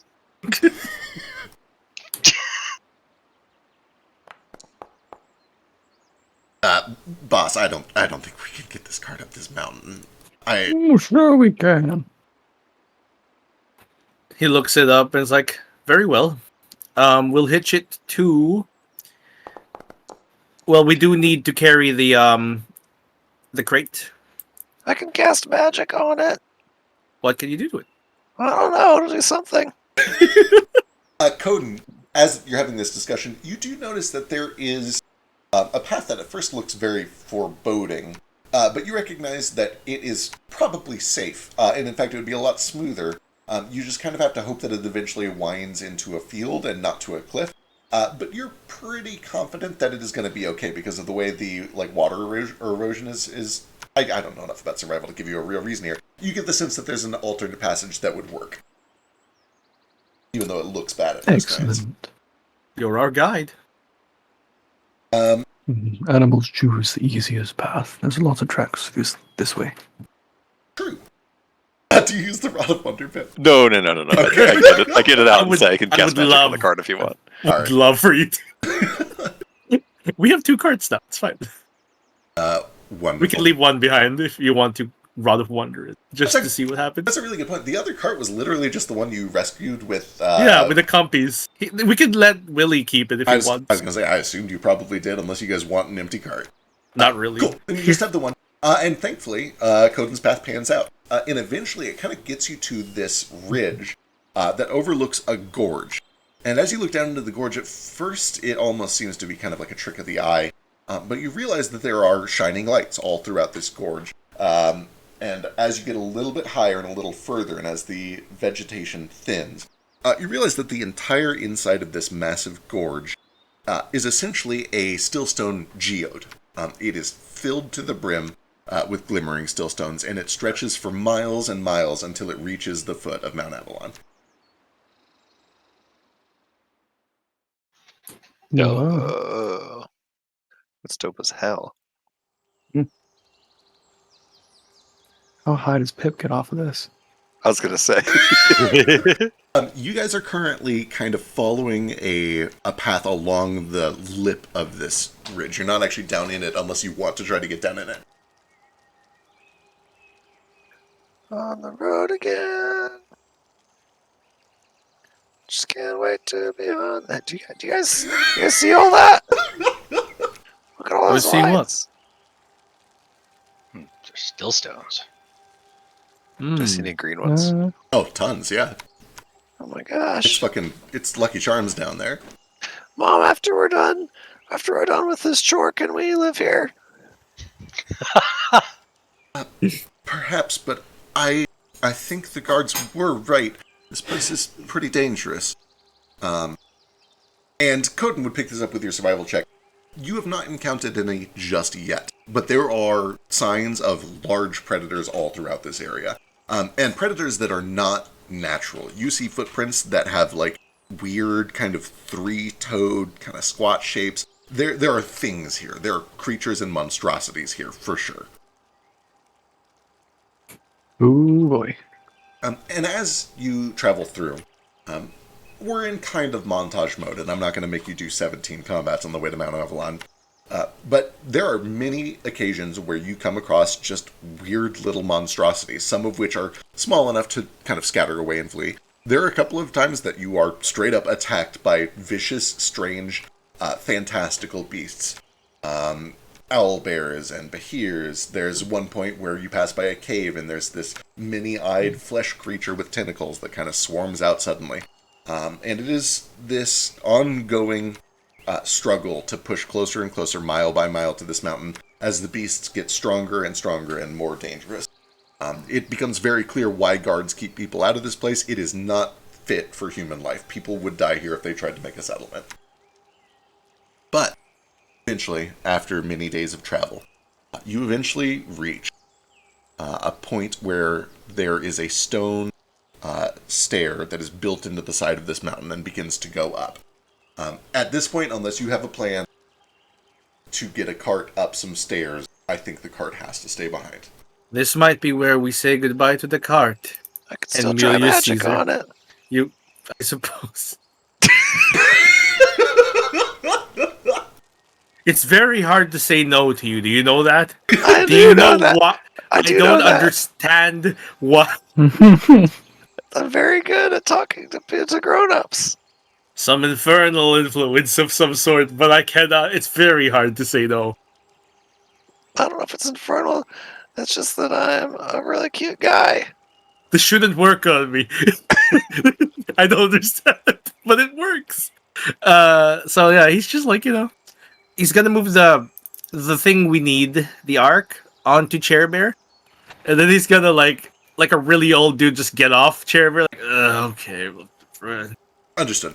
It is also worth mentioning, like, stairs. You guys aren't traveling with a lot. Almost everything that is on the cart is just Mal's shit that he saved from the shipwreck. Listen, we're gonna come back for this stuff. It's valuable. Just leave it here for now. He puts a tarp over it. So don't cast the rod on your cart. Here, I'll pull a crate of clothes out. These are all too small for me now. By all means, have fun. Hooray! Just random shit. Incredible.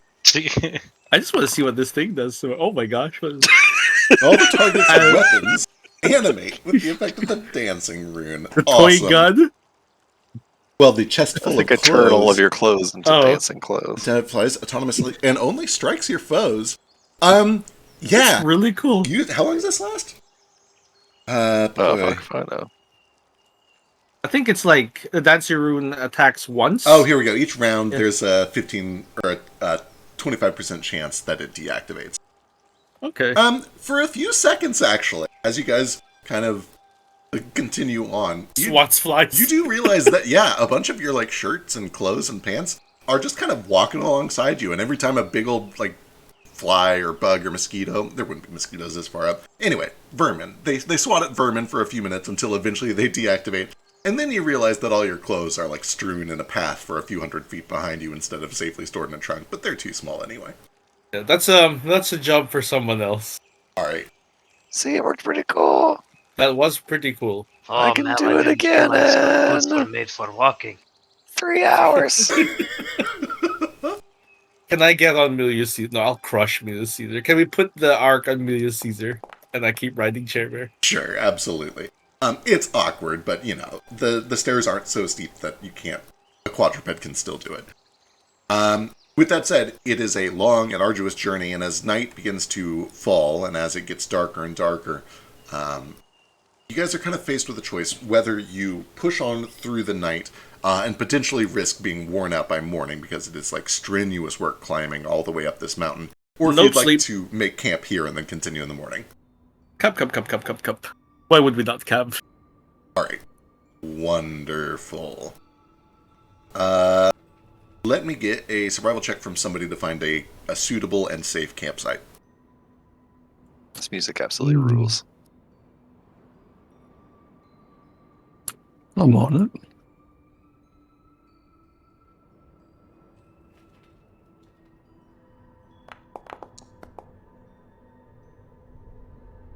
Excellent. There is a point at one of the switchbacks where there is kind of a flat plateau that is well wooded. It has a little bit of a pond that has collected rainwater coming down the mountain.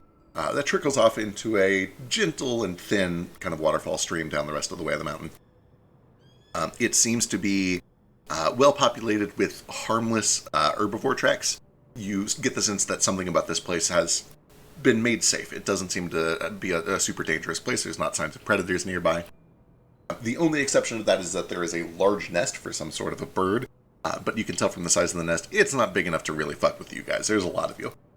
Yeah. I put Chair Bear in his special pet cache, and then I start making a cozy cabin. Excellent. That is...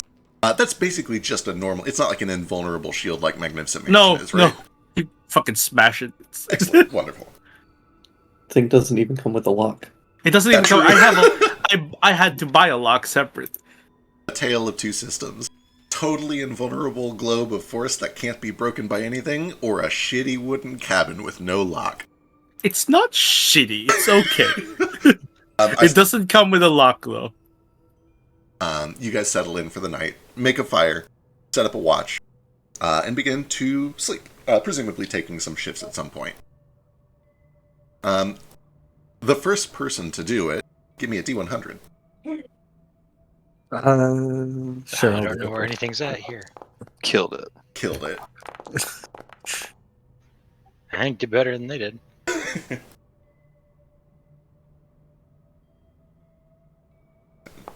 We all doing it? Not just the first person, but it's... Let's see, 1, 2, 3. I'm glad Zeke did it. Shred. Yeah. Oh, what? Well, first of all, Pip, give me a perception check. Okay.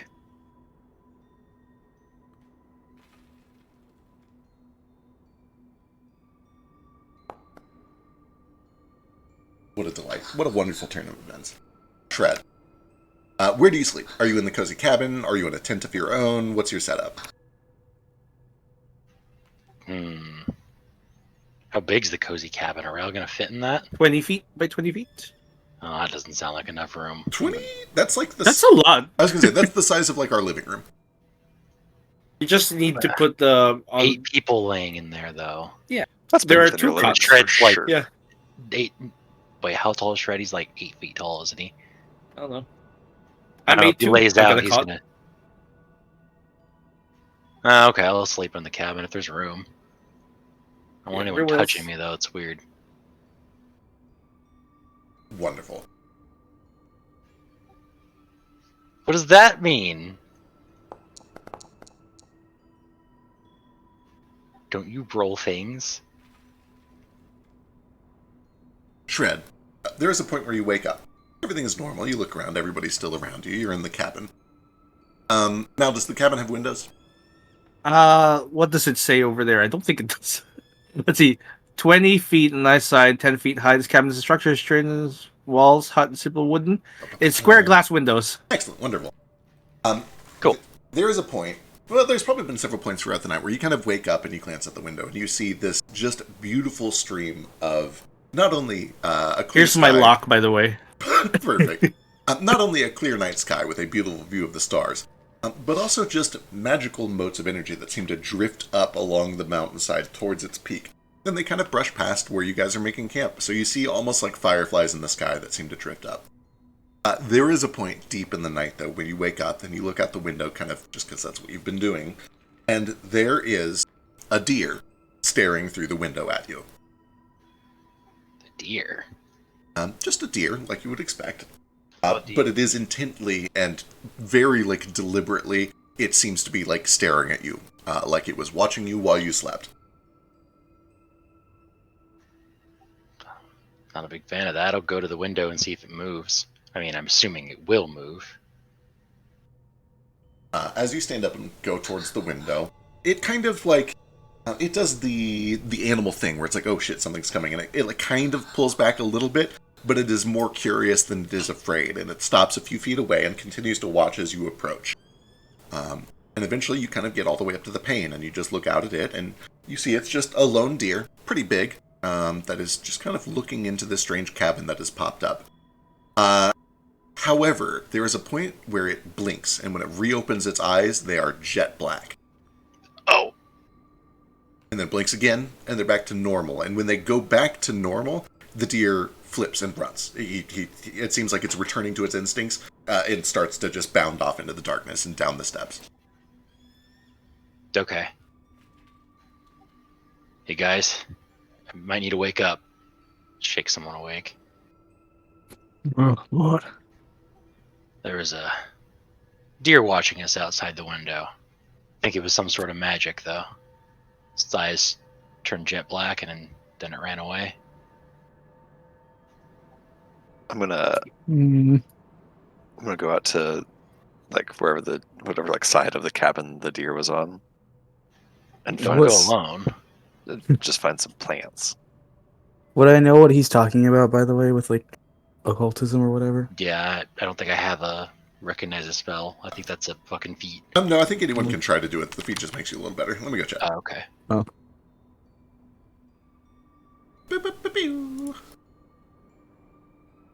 Yeah, anyone who's trained. Which skill? Is it occultism? Go ahead and give me whatever you're. If you're equally good at multiple, give me the ones you're good at. I guess give me anything you're trained at. Just shred or anybody that wants to. Anybody that wants to be like, oh, I recognize that spell effect.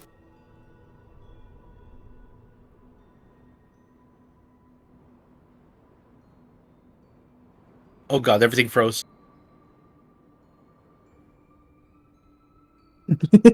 God.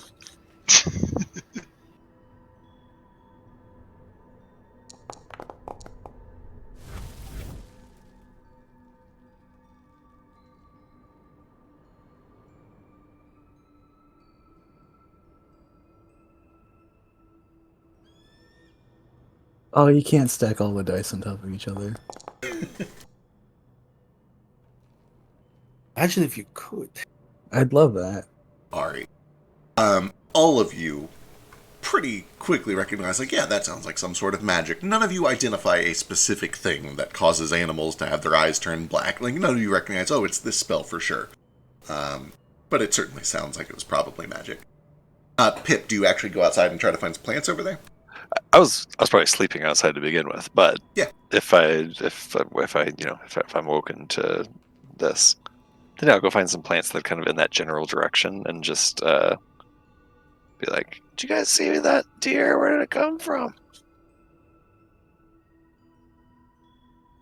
There is a tall pine tree, a little bit covered in snow. It says, oh, hi there, little one. Yes, the tree come and go, they come and go. That one was strange, though. It left its friends. I think Which way were its friends, do you know? They were headed down the path towards the river. But it stopped suddenly and came over. A little odd, I guess, but... Okay. So how far away was it when it left? Was it like close to here? Boy, does this thing actually like... Yeah, over by the steps, the stones. Okay. This tree says that it was acting normal with some other deer, and then all of a sudden it stopped acting normal, and that happened right over there. We could go check it out, maybe. Then the other deer were going to the river. By the river? The one we crossed earlier? No, I think that was 2 or 3 days ago, I think is what happened in the montage just now. Yeah. Oh, we montage further away? Yeah, we're way up here now, you're right, okay. Just a little river down that way. Alright. I don't know if it would really tell us anything. It might not. I mean, I feel like you have to be close to the deer to cast magic on it. You think? It wouldn't hurt to go look. I can't sleep right now anyway. Alright. Okay. Before we go, let me do this for you. Sit down for a second. Okay. You'll sit down unquestioningly. Now look me in the eyes. Okay. Everything's gonna be just fine. They're there. And I'm gonna, for the next minute, prevent fear in both of us. Excellent, wonderful. Just in case it comes up.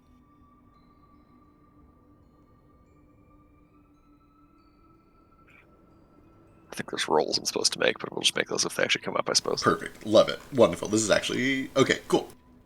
Awesome. The two of you and anybody else that wants to join can kind of begin to just do some investigation. Give me perception checks.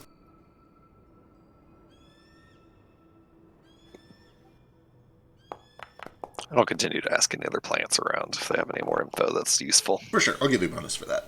That is super helpful. Mal puts his armor on and just kind of waits in the cottage for a while, because if he leaves it disappears. Understood. Come running back here to all of you immediately if we find something dangerous. Just yell. Bobble was just gonna wait with Mal, probably. She's an old frail lady. He used to sleep. She's probably still asleep. All right. As you begin to do your investigation, the first thing you do is Pip. You notice that right outside the window where this deer was standing, in addition to normal deer footprints in the snow like you would expect, there are little drops of what appears to be blood. Not a ton, but just like somebody had a nosebleed and a few drops kind of spattered down in front of the window. Then you follow the tracks for just a short distance, and just a little way back the way you came down the steps, you find that there is just kind of a little pond where there's a group of 4 or 5 deer drinking in the moonlight. And they all appear to be normal for the most part. Let's see. Shred. There is a point where you swear you see something out of the corner of your eye from behind one of the trees nearby. Just a pair of kind of purplish glowing eyes that seem to be like looking at you, and then as soon as they realize they made eye contact, they pull back around the tree. What's that? I think I saw something over here. Run over to where it was, trying to track it down. As you run over in that direction, there is a rushing sound like wind, and everyone who's down there, which I believe is Pip, Shred, and Cress, watch as a shadow slinks through the snow with alarming speed and into one of the deer. The deer's eyes go jet black. It lets out this kind of deer scream, for lack of a better word, like it is in some sort of distress or pain. It bounds and kind of jumps in place like it is trying to buck something off of it, and then it gallops to the edge of the mountain and tosses itself over. Jesus. Oh. The rest of the deer kind of look alarmed by that, and then they begin to run safely off down the steps. Would I have had a moment as the deer was sort of like jumping around and looking panicked to do something? Sure, absolutely. What would you like to do? I don't even know if this works on animals or not, but Pip will be like, It's all right there. Don't worry. We'll help you.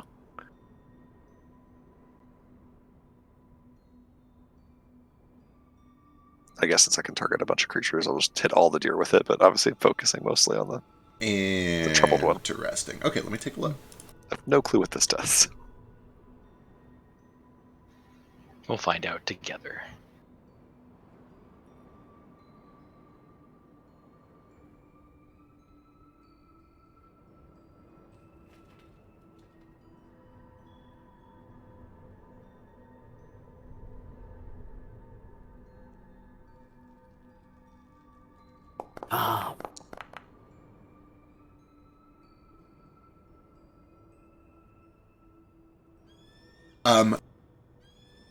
As you cast the spell, the deer, which is kind of bounding over towards the edge of the mountain, stops and kind of lowers its head like it's trying to either sneeze or cough or something. And as it does, you watch as this shadow is expelled out through its face and tumbles. And when it tumbles this time, rather than the wispy kind of silent motion like wind, it seems to have a corporeal form almost. It appears to be this shadow person almost that kicks up snow as it lands, tumbles, and then begins to run. I think I know the answer to this question. I don't have any idea what this thing is, yeah. No, not from the earlier check, no. Okay. Well, that's crazy. There's a shadow guy that was living in the deer, and then it ran away. How far away is it? It's gone now? Seems like it. It is about to run, but like if you guys want to do actions, you can do actions real quick. It's probably maybe 20 or 30 feet from you.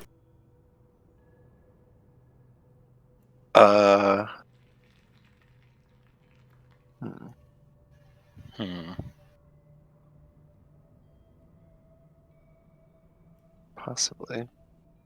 I guess my action for like that turn at least was to do the calm motions. So. Yeah. I'll let you guys basically each do a turn. I'll put it at last in this pseudo initiative, and then after you guys have each done something, I'll have it act.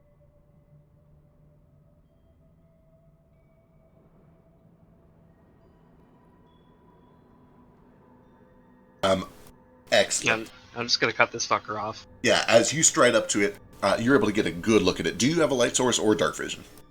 I believe I've got low light vision. Low light is plenty. You have moonlight, yeah. Cool. Then yeah, as you come up to this thing, I'm just going to show you a picture. It appears to be a shadowy kind of humanoid figure, clearly only partially corporeal, although you do see that it is kicking up snow. It seems to have a slightly physical form, and it seems to be bothered by that. It seems like that is not its normal state. And it is trudging through the snow, trying to flee from you, but you catch up to it with ease.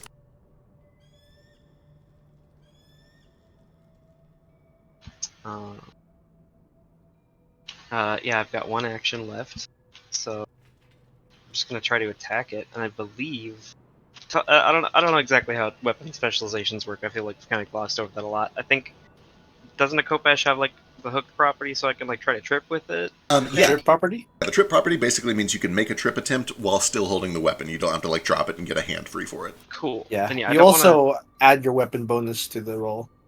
True. For tripping. Yeah, so you get a +2 to it. Cool. So I'll just make a strike then, and it's athletics if you're gonna trip with it. Yeah, athletics +2.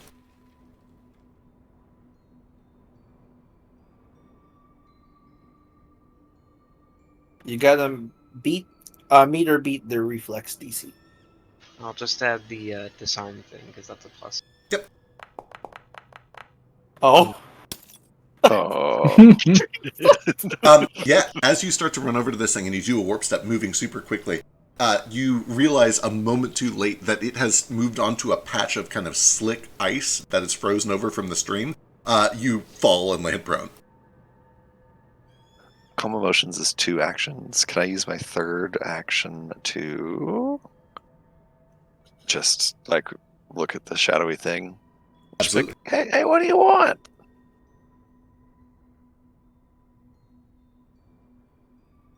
With a message cantrip. Boy, there's not an immediate response, but you can feel a connection. You almost hear like somebody breathing on the other line of a telephone. It will remain open for a moment. Does it have to respond right away? As a reaction or as a free action on their next turn? I'll actually go ahead and do it now. Body. We didn't like the deer. It does not respond any further than that. Okay. I'll say out loud, It wants a body, so maybe... Let's give it Bobble. Don't give it one. Unless you don't want your body anymore, I guess. Alright, anybody else do anything? Yeah.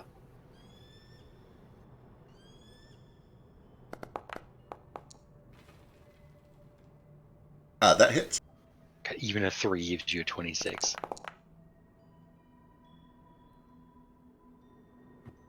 Just, just great for 8 damage, which is probably even less after its damage resistance. It does not seem to resist the damage.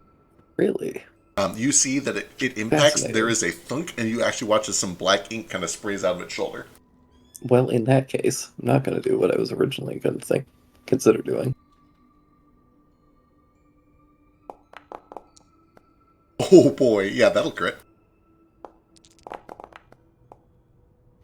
Holy shit, there's such a huge difference the disparity between the crits and the non-crits are fucking wild. Yeah. You watch as a clean shot. I rolled exceedingly well on that. Yeah. Normally get that high. This thing, you land a shot basically right at its neck, and you watch as its head literally topples to the ground, hits the snow, and spreads like smoke across the surface, and the headless body continues to try to flee. However, it needs a fort save.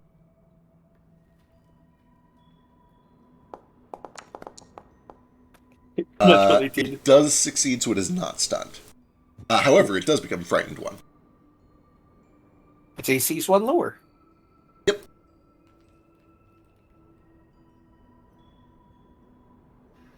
How fast away is it moving? Great question. What a wonderful question. About the same, a little faster than a person runs, about 30 feet. And it does seem to be kind of, I don't know, it's like this weird stumbling through the snow. Okay, I'll move 30 feet closer to it because I'm fleet. I think that's what it's called. Perfect. And then I will cast a spell. Let's do Purifying Icicle. 24. 24 does hit. Cool.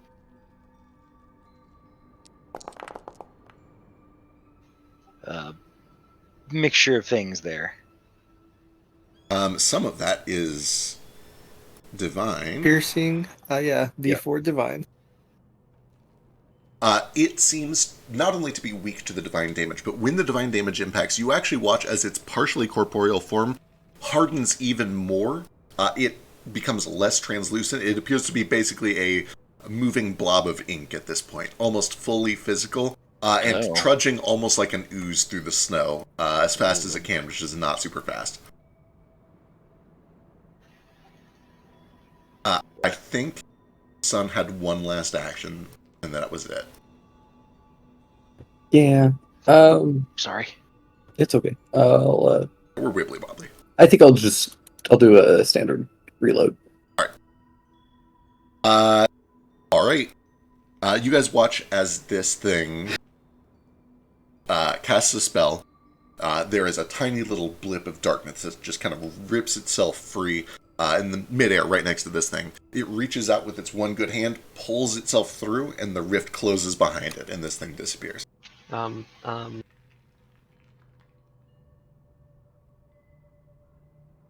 you have an attack of opportunity? You gotta I think do. for Cast a this. spell? Got attack of opportunity. Can I do that? If it has if it casts a spell. Well, if it has a Action, spell... attack, manipulate action. Yeah, it uses a manipulate action to do this. That counts. Try to attack it from prone. Go for it. This time I'm not worried about tripping you, motherfucker. Roll. 31 definitely hits. 31 hits. With a penalty. Yep.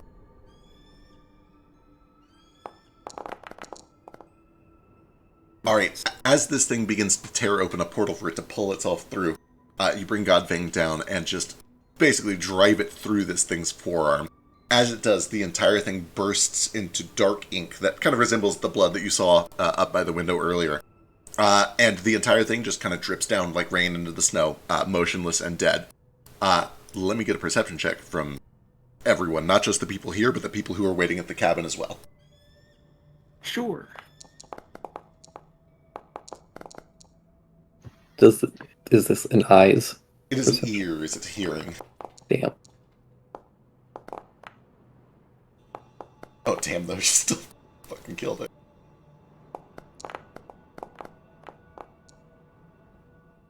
I've killed the stand, so the user must be nearby. They're already dead, too. Yeah, usually that kills the users. You guys Just hoping to hear like a death scream. JoJo lore. Who knows JoJo lore? Coden, back at the cabin, and Sun, down where you killed this thing. I have bizarre lore. Very, very faintly, from above you, from closer to the peak of the mountain, you hear what appears to be just a large creature wailing in pain. Sun and Coden, you both rolled well enough. Give me... I think this would actually be society. Give me a society check.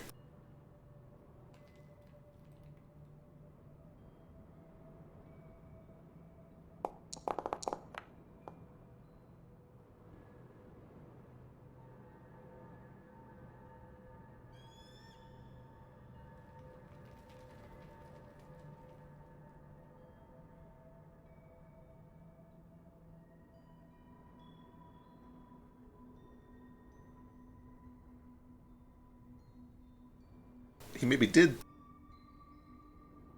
Maybe did. It is hard to determine what exactly it was. Something large and something very distant, probably like a good 3 or 4 hours farther up the mountain. It's very faint, especially through the howling of the wind. You're only really able to hear it because it's a still night and you have very good perception. But it definitely seems to be like not a coincidence. This thing died, and shortly thereafter, almost the same time, there's just this horrible howling, kind of anguished roar from farther up the mountain, a good distance up.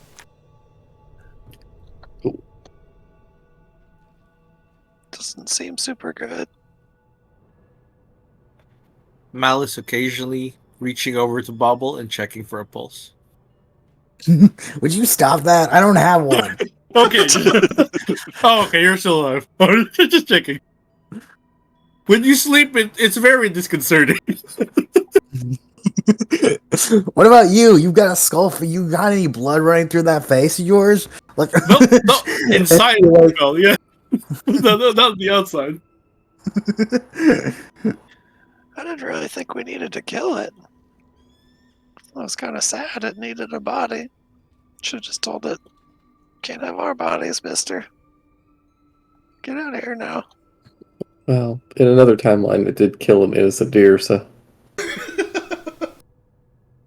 That's true. All right. Felt a little necessary. A few minutes go by and everything is pretty peaceful, pretty normal. The deer continue to run down away. You can kind of hear them galloping off until eventually that fades off into the distance too. And everything kind of seems to go back to normal. I assume you guys eventually just kind of return back up to the cabin, or do you take any other precautions, do anything else? I don't think I've got much else. Alright. Eventually, everybody's reunited back in the cabin. You're able to report what you saw. Can I figure out what that was? Possibly. Let me double check the checks from earlier. I have Lore Angels, Lore Emmerich, Lore Rituals, and Lore Hell. You could give me, honestly, any magic-related skill of your choice, including a lore skill if you prefer. Okay. Would Angels fit for this one? Sure, you'd get something from Angels, yeah.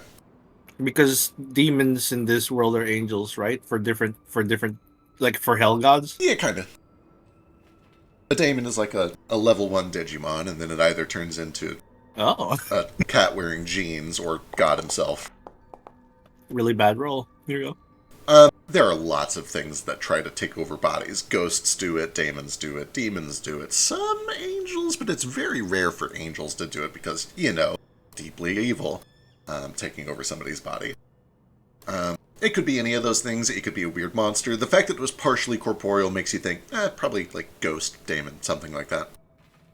Alright. It's probably a daemon or a ghost. It's spooky. Said it wanted a body and it was staring at us in here. I'm not a big fan of that. It was in a deer beforehand? Had a deer for a little while and then got another deer. Did you say it was bleeding? It tried to jump right off a mountain in the deer, but I said, don't do that. Get out of there, Mr. Shadow. And it did. People just have to listen to me, you see. I imagine possessing the deer consumes their life force a little. We're very lucky it wasn't us. Thank you for driving it away. Let's get some sleep. Okay. Alright. You guys settle back in, continue the watch orders, and thankfully nothing else of any real note happens over the night. Eventually the sun rises in the morning, and you're able to kind of continue on your way. Your will's so high. Pip has some pretty bad dreams. Yeah, you definitely wake up at a few points. And Mom is kind of like curled up next to you, but you can see each time you wake up, she doesn't sleep. She is on alert for the night. And she's very tired in the morning, but she is a little bit, she's on edge for sure. And she's concerned with making sure that you're okay. Pip definitely just like nestles in a little closer to Mom for the night. When you wake in the morning, as you guys are all kind of getting breakfast and preparing to travel up, she does kind of mention, it was very good of you to try to save that thing. I know it was very scary. I didn't really think it was that scary. It seemed more sad to me than anything. Well, even better then that your instinct when you see something sad is to try to help it. That's how I know that this is all going to be okay when it's done. Yeah, I didn't really want it to hurt that deer. That part was pretty scary. But then once it was out and it said it just needed a body, I thought, like, I didn't have a body for a long time, and now I have a body, and that's cool. So, it'd be really sad to not have a body if you knew what it was like to have one. I don't know if I've told you this yet, but I knew you before you didn't have a body. Or before you did have a body. I know that you don't remember those days, but Like when I was just a plant, you mean? She, when you were just a seed. It's a metaphor, like Willie was talking about. Okay. When you were a metaphor seed, I knew you, and you don't remember those days, but you were sad too that you didn't have a body. And now you have one. Are you happy? You kidding? I'm so happy. I've got you. I've got my new friends. I've got Stinky and John Economy and my stilts and lots of cool toys. I'm very happy. Good. Well, there's something else that needs a body, and we're going to give it one on this mountain as well. And I'm sure it will be very happy too. Okay. You guys all begin to pack up your things and continue up the mountain.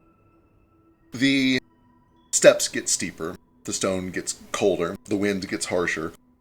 Snow begins to kind of pour down around you, gentle at first and then less gentle as the day goes on. You can feel a bit of a storm coming in over the sea from from the east. And as it does at these high altitudes, rather than rain and sleet, you just get a blinding blizzard of sorts. All the same, eventually you do reach what appears to be a summit. And from this summit, you can look down and you see this fissure, this glowing canyon, filled like a geode with still stone. And as you kind of follow that line up to the base of the mountain, it's nearly imperceptible from far away, but it cracks, it splits, sometimes only a few inches apart, sometimes a few feet.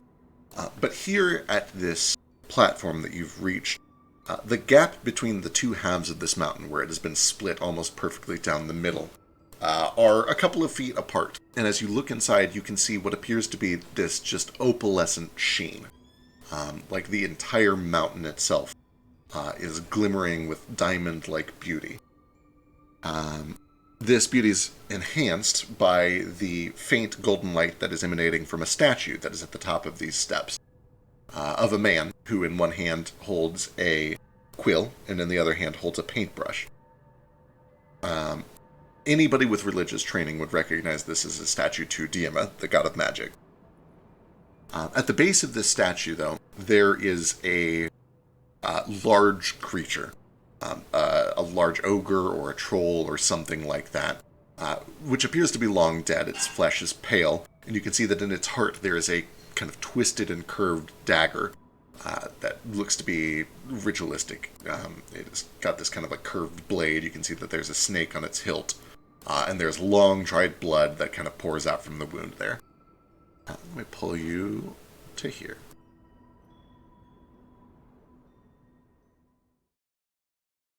Can I look at the blade? And absolutely, give me an occultism check. Yes. Okay. Yeah.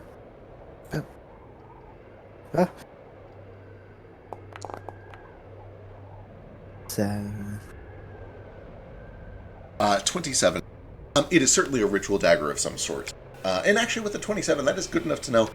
It resembles pretty closely the one that Crackers has. It is a ritual dagger that is probably associated with Ascension rituals. Oh. Does this guy have like markings about the songbirds of Ra on him anywhere? He does not have any markings about the songbirds of Ra. However, he has other occult sigils around his heart where the blade was pierced. It is very clear to you that this thing was meant to be an ascendant of some sort. Somebody tried to do a ritual here, and it just went wrong. This was probably a troll or possibly a goblin or an orc, something along those lines at one point. But it has been severely disfigured. One of its arms is almost as big as the rest of its body. Its face is kind of canted at an odd angle, and one of its eyes droops down to its cheekbone. This thing underwent what appears to be a very painful transformation, died, and the ritual failed. Oh, it's okay. So it's like a bad alchemical process. Right, exactly. This was a failed experiment. Somebody tried to do an ascension ritual, and it did not go well here. Gross.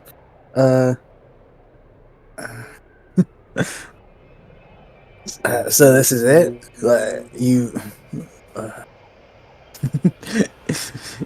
We all know what to do from now on, or whatever? Any plans after all this? Can we take the dagger? Also, restore your health. I'm scared. Oh yeah, sorry. Something will kill you. I was gonna say I could have used lay on hands on you yesterday twice. So lay on hands wouldn't heal. Oh god, I can do lay on hands on dead. Not all be arrested. You'd kill me. But yeah, we should be arrested anyway. Yeah, I just kept you forgetting guys to should be fully arrested. And Bobble, put that shit in. Bobble's natural healing. Well, it's not natural healing. Bobble has an ion stone that causes her to heal incredibly fast. Yeah, yeah. Oh, okay. Bobble would be fully healed. Yeah. Well, he's running around like crazy. Because I'm antsy. Who's gonna walk me home after everything's done? I'm busy. I'm sorry. I can't. I've got a thing.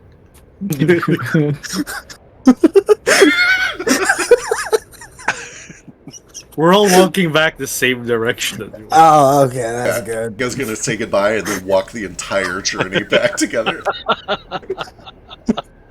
Yeah, can we take the dagger from this fellow? Absolutely. Do you do it or do you tell Jackson to do it? Jackson, of course. Alright, Jackson goes over and starts to pull on this dagger, and it's pretty big, but he gives it a heave, and the dagger is pulled free.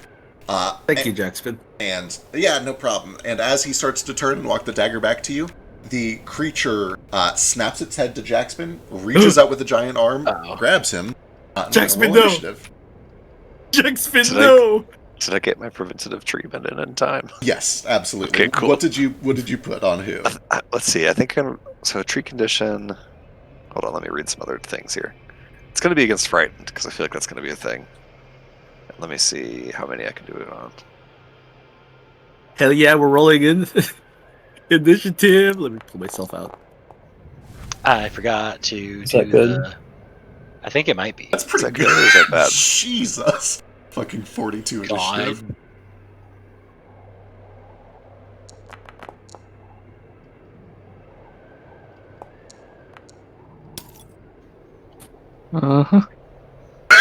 There we go, we're back.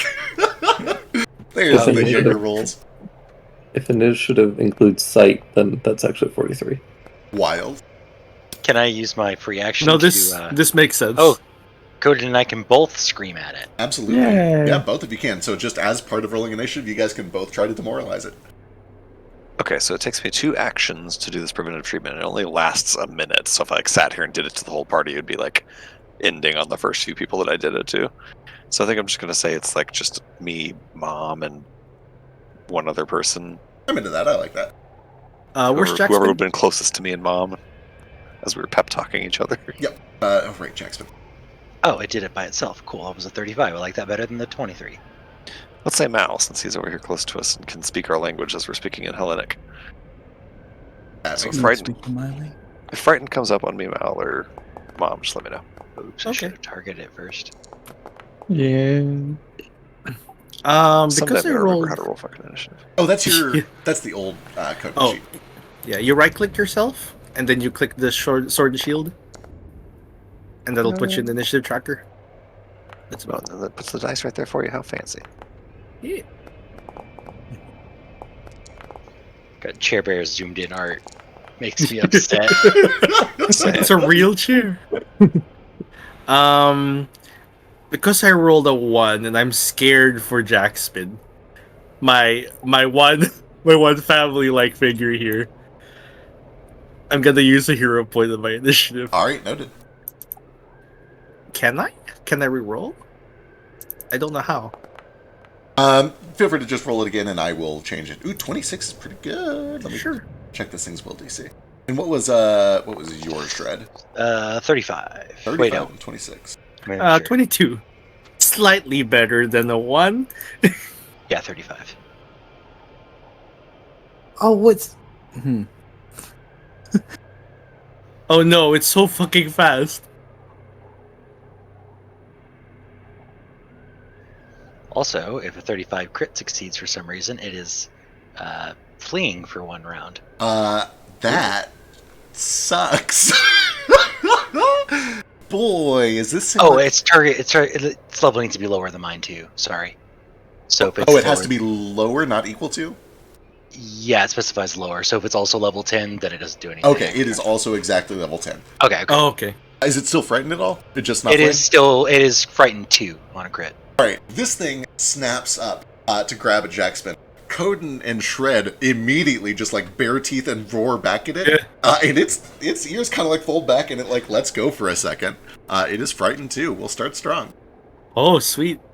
Let's see. He's 2 lower already. Hooray, I can finally use my Master in Intimidation that I don't ever use otherwise. I'm realizing I'm not an intimidating person and that I never need to use Intimidate, so I just shouldn't take Intimidate. It's prone, right? It begins prone, so it's flat-footed. Sure, I'll let you have it. That's fine. It doesn't stand up to free initiative. Dead. You're right. Try to tell me. No, you're right. A You're gift. right. No, you're right. You're totally right. It was prone, and it needs to like roll initiative before it does anything about it. All right. As it comes to, well, actually, let's go for it. Sun is up first with a whopping 42. What would you like to do? I'd like to kill it. All right, I believe in you. Thing that this character is good for.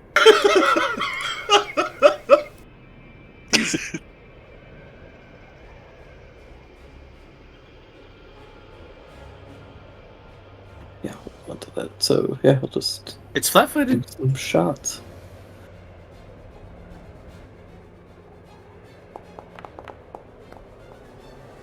That's a crit. That's a crit. 38. Jesus. Okay. It also needs a fort save, and it is already frightened, so that part doesn't matter. It is not stunned. Does the number add? Would it be frightened? No, 3? not frightened. Okay. Most conditions do not. 22 misses. Grab the gun. Action to draw the next one, and Oh, 7 cookies. True. Oh, that's only. Oh, that's only if I do the fear. Never mind. Oh shit. Yeah. And then free action to stride over here. All right. Excellent. 7 cookies. I'll share. Oh, I guess I Delightful. should, like, begin encounter. There we go. Oh, we still need initiative from Bobble. I rolled like a 20. Oh shit. Okay, I'll throw it in. Where are these blue things? Is that something Pip did? Oh, right. Staff charges. That makes sense. You guys have staffs. Yeah, exactly 20. Okay. Let's see. 20. Where did I put you? There we go.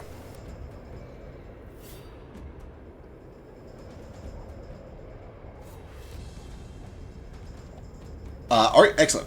At the end of Sun's turn.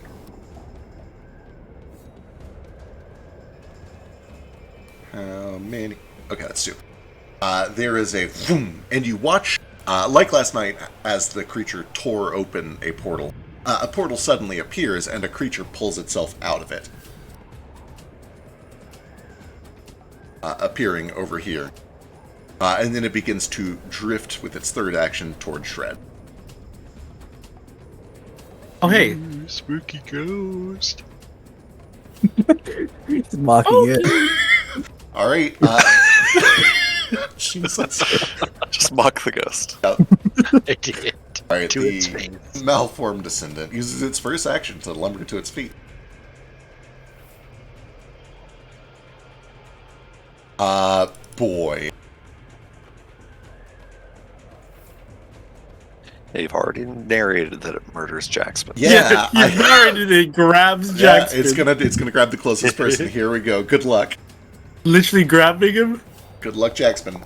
No, this is an attack. Hey, oh, that lucky Jackspin. son of a bitch. Hooray! Would a 22 hit normally? Oh yeah, that might just be a miss and not a critical miss. Good point. Jackson has an AC of 13. Oh yeah, that still misses. Yeah, we're good. Okay, that was gonna. Number 2. Oh no, he's dead. Oh no, There's a critical hit. Can I use my reaction to make him think about that? And Absolutely. Yeah, or be enfeebled. Yeah, or be enfeebled too. Glimpse of redemption. Do you really want to murder this small little man? This thing doesn't even have like a... Boy, okay, yeah, that just happens. There's no like mental trait on that. There's no enchantment. It just happens. It just happens. Yep. You get to choose one or the other. All right, Jackspin will get 12 points of resistance to this damage, and the monster becomes enfeebled too. Or I can choose to like not be enfeebled and not do damage. Oh no, it craves violence. It's gonna kill my little man. It might. 34 minus 12 is 22. How much max HP does he have? It is. He's oh god, he's dead. Oh. I tried, I'm sorry. It's alright. Jackspin. Yeah. Jackspin! I'm useless without him. Unless anyone has anything to do about it, I think Jackspin might actually be dead. Jackspin expires. I don't have any resurrection. Really shocking that he lasted this long. Right? It truly is shocking. Alright. We can ascend him. Well, you might be able to, however... But body... but body indeed. This thing appears... Ooh, actually, hang on, what is the range on that? Oh, damn it. Another one of these things pops itself into existence, ripping through a portal, and it strides over to Jackspin. That's its whole turn. Cress, you're up. You mean what's left of his squishy form? Oh, jeez.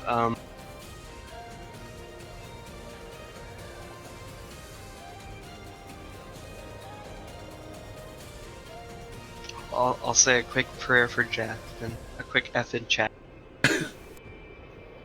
Oh, hang on. I'm so sorry. Jackspin didn't roll initiative. Oh, he did though. Let's... He got 10. Oh, did he? Oh, yeah, here's the 10. It's right there. Oh, he totally did. Yeah, he's dead as fuck. I know. I appreciate the attempt. Yeah. Okay, I'm gonna open up with this. Can't believe he gave me hope with a natural one. I will target the Shadow Daemon. Which one? Okay, yeah. The one right next to Jackspin that disappeared.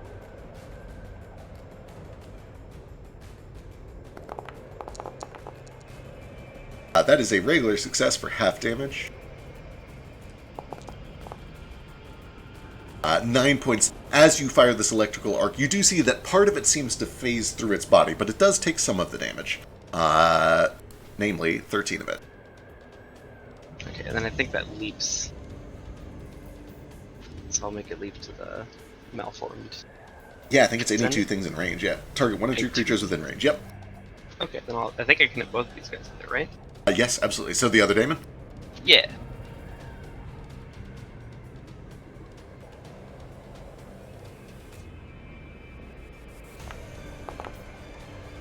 That is a fail for full damage. Oh yeah, shit, the other guy saved, right. So he should have only taken 4, and this one should take 13.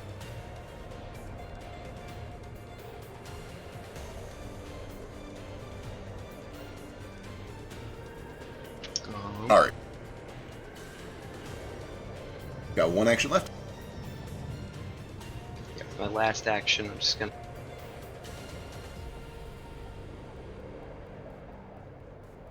cascade. Alright, excellent. The 90s are back. Every time I touch. Feel the static. Every time we touch. Crazy. This thing rips itself into existence, runs up to Sun.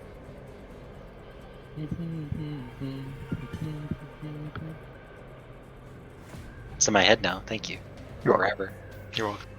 It's been in my specifically head in Pip's voice. Another one appears, runs up to Coden, and treads up. Cool. Every time we touch, I get this feeling. And every time I cast spells, every time I thought you said jizz, I heard jizz with a question mark. Let's see. Oh, damn it, where is he at? Son, why are you way over there? Never mind, I'm not doing that. Why is the ranged character ranged? Yeah. It's inconvenient for me, so I'm just gonna swing at this, because that's what I do. Yeah, I'm just gonna kill the ghost, because moving is not free, because this system's bad. 27 is a hit. In what system is movement free? Literally 29. I mean, No, it uses your movement. and here's my hot take. I like that movement. This is an opportunity cost. 29 points of damage, Jesus. Yeah, give it to me. Alright, it does seem to be at least partially resilient to some of this damage. Oh, Sonic damage is worthless, apparently. It seems to resist the physical slashing of Oh, rats. never mind, it's not. Oh no, I'm sorry. It seems resistant to all of it. I lied. I'm angry. Oh well. are they ghosts? The sense that you get is they're only barely corporeal, so your weapon mostly just passes through. But some of it does seem to impact it because it's magical. Is it reasonable that once during my daily preparations I could have swapped my rune to Ghost Touch because we saw a ghost last night? I'm into it. Yeah, that's fine. Okay. I don't actually know what Ghost Touch rune actually does. It makes you able to hit ghosts with your weapon. Yeah. Oh, well. Cool. Ghost Touch particularly. It's literally in the name. Yeah, it is. It should be called Ghost Hit. Ghost. Yeah, it does not resist this at all. Okay, cool. It's Ghost Touch because Ghost can also touch your weapons. It wouldn't have the D6 though, because I have to. No, wait, I'll swap the shifting rune, so it's just suppressed. Also, Okay, just cool. a quick reminder. I don't know who actually took any of them, but I believe I crafted some ghost charges and left them in frame, which are basically like ghost busting grenades. Just don't throw them near Bobble. 19 feels like it's gonna miss. 19 does miss. Okay. Oh my god, there's too many things. God.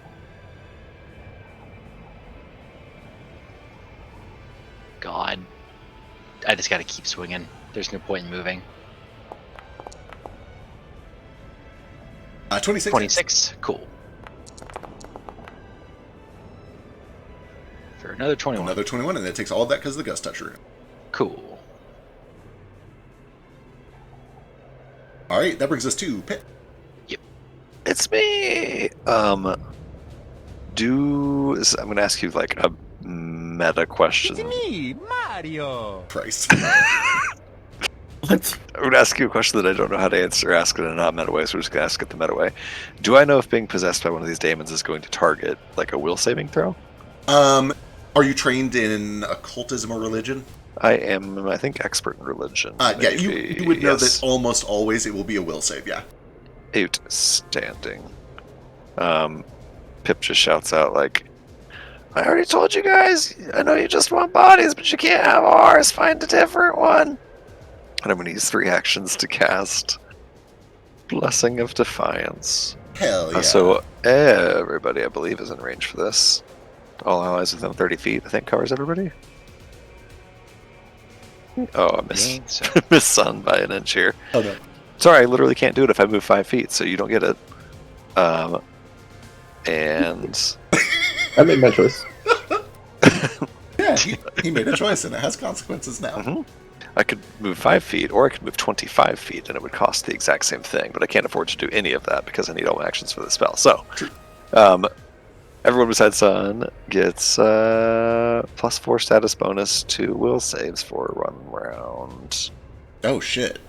Do I just drag the 2-action version? You can drag the... No, not the 2-action version. You don't Okay, get the the main- resistances and stuff, just the top one. Everybody gets the Blessing of Defiance. It's basically a +4 to your will saves for a round. You can either drag it over, or just remember. It says choose one saving throw. Yeah. Will saves. Will, and number of actions is 1, right? You can click 3, but 3 and 1 do the same thing. Okay. I'll just for specificity. Alright. Weird. Oh, it's not allowed to. Why? But why? But why? It didn't let me drag it. So weird. Weird. Let me try again. Other people It's are for doing Will, right? Will? Yeah. Yes, will. Will. I'll try 1 action. Nope. User lacks permission to update token. Why? What? It's your token. I'll try it for now. And then with that together, Mom is gonna stab some shit with her stinger. I can put it on chair bearer, but I can't put it on the bell. Alright, go for it. Here we go.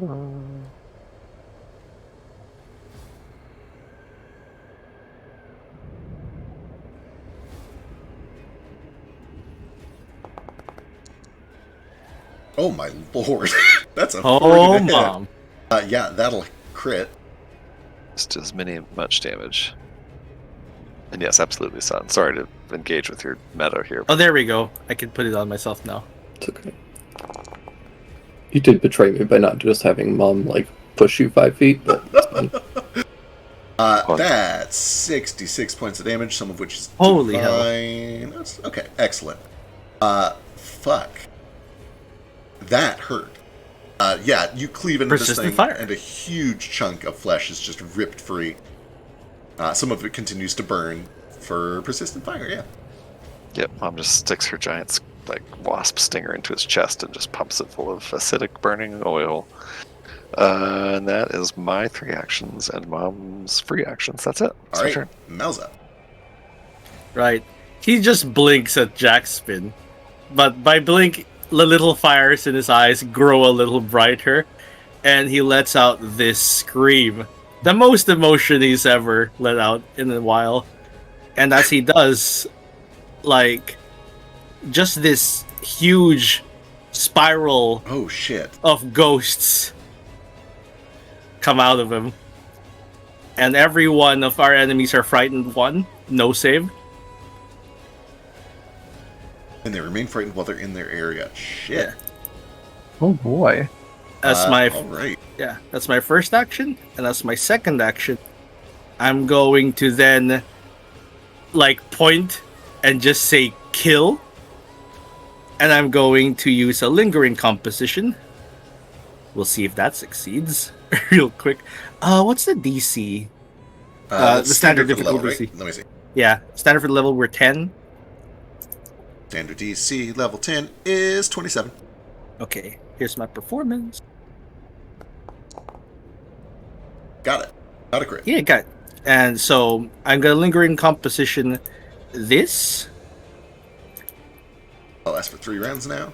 Yeah, it lasts for 3 rounds. It'll be delegate courage. So you'll all have inspire courage for 3 rounds, and I don't have to keep recasting it. I can have 2 of these up now because of a feat I have. Usually I can only have 1. Nice. And I have 1 more action. I'm gonna pull out my crossbow. Alright, sounds good. All your friends are inspired, all your enemies are frightened, and your crossbow at the ready. Why can't I drag my bus onto me? Here, let me try dragging your token out. Okay. It's so weird. Maybe if I just move a little bit. Let me try it. Are you mounted? Is it the mount thing, maybe? I'm not mounted. Here, try that token, see if you can move it onto this token.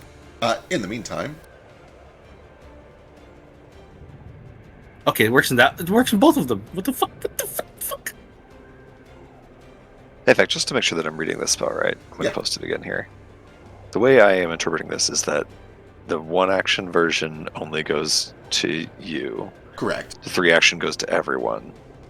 Only the 2 action includes the extra effects, but the 3 action does not. Is that how you interpret that too? Yes, correct. Okay, great, cool. And I'll take a closer look between, but that also is very similar to how a lot of other spells work, so that tracks to me. Makes sense. That's what I thought too. Just want to double check. Yeah, heal is like that too. Yeah.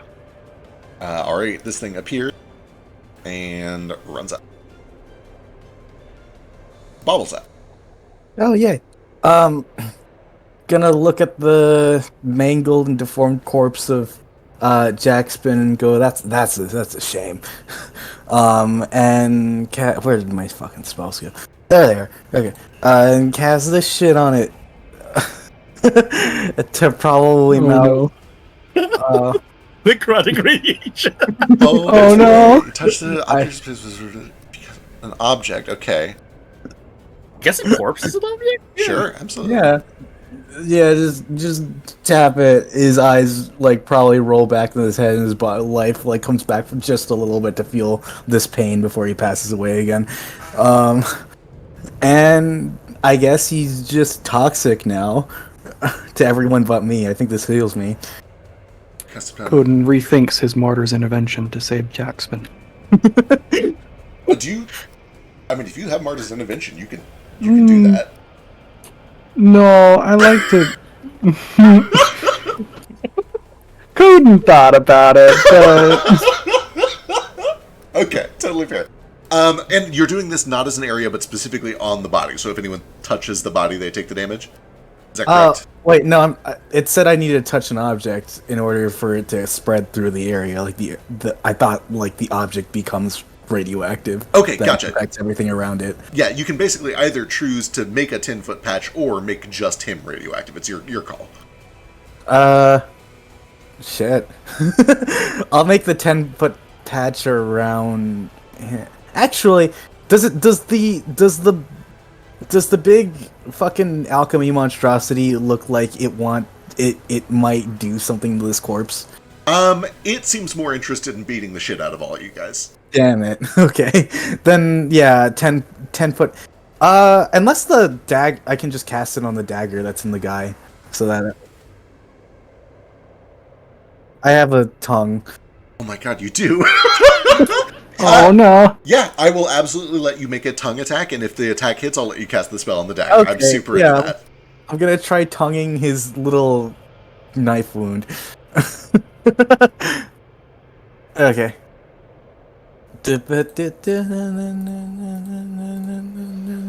Tonguing his knife wound was not something I thought I'd hear today. What do I roll to tongue?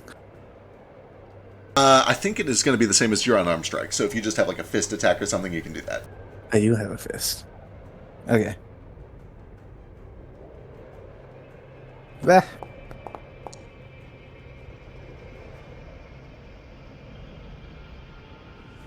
What? We know it's DC already. It's like above 23? Yeah. Unfortunately, you lash out with the tongue to try to cast the spell on the dagger itself. It misses and slams into the statue behind. You can cast it from 10 foot touching the statue, but it will not follow. Worth wasting a hero point on, I feel. I believe. Okay. There's one.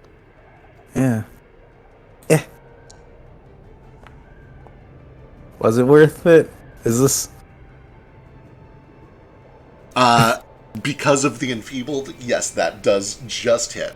Yes! Alright, you watch as this dagger begins to radiate necrotic energy that now follows in a 10-foot radius around the Ascendant. It's gonna hurt everything, unless you make it just the dagger. It's your call. Just the dagger that's stuck inside it. Alright, excellent. The dagger is now radiating horrible necrotic radiation and hurting him. Very well. Does this happen immediately? Let me see. If any creature ending its turn while holding or carrying it takes 2d6 negative. Okay, excellent. It will take that damage at the end of every one of its turns. Perfect. Hell yeah. That was a 2-action spell. You got 1 action left. Yeah, I can use my focus spells for, like, no actions, right? Or, like, 1 action. No, 1 action. Sorry. Yeah, you have a 1-action focus spell, yeah. Oh, okay. The healing one, I think, is 1 action. Yeah, life boost. Yeah. That adds temporary HP, right? Yeah, it makes them kind of heal over time. Mom and Pip are kind of squishy, right? Because we're super actually healthy. Very tanky. Never mind. Squishy. You're pretty squishy. Yeah, but this won't fucking work on me. And Mal is pretty squishy. Okay, I'll use it on Sun because he seems to go to heaven a lot. Only when Beck cheats. Only that is true. It's only when I cheat.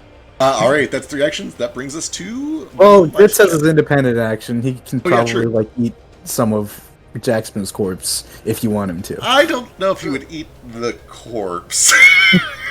I've ate him. He's done that before. True. If he does, I'm shooting him. Yeah, I think he knows better than to eat your friends. Okay. I will say though that he goes over and tries to like body block, so this thing cannot. Well, boy, yeah, that is his personality. He is very sacrificial. He body blocks to prevent anything from inhabiting Jackson's corpse. Okay. I don't remember how to put him down. I will grab it in a second. In the meantime, this thing appears. Gracias. And runs over.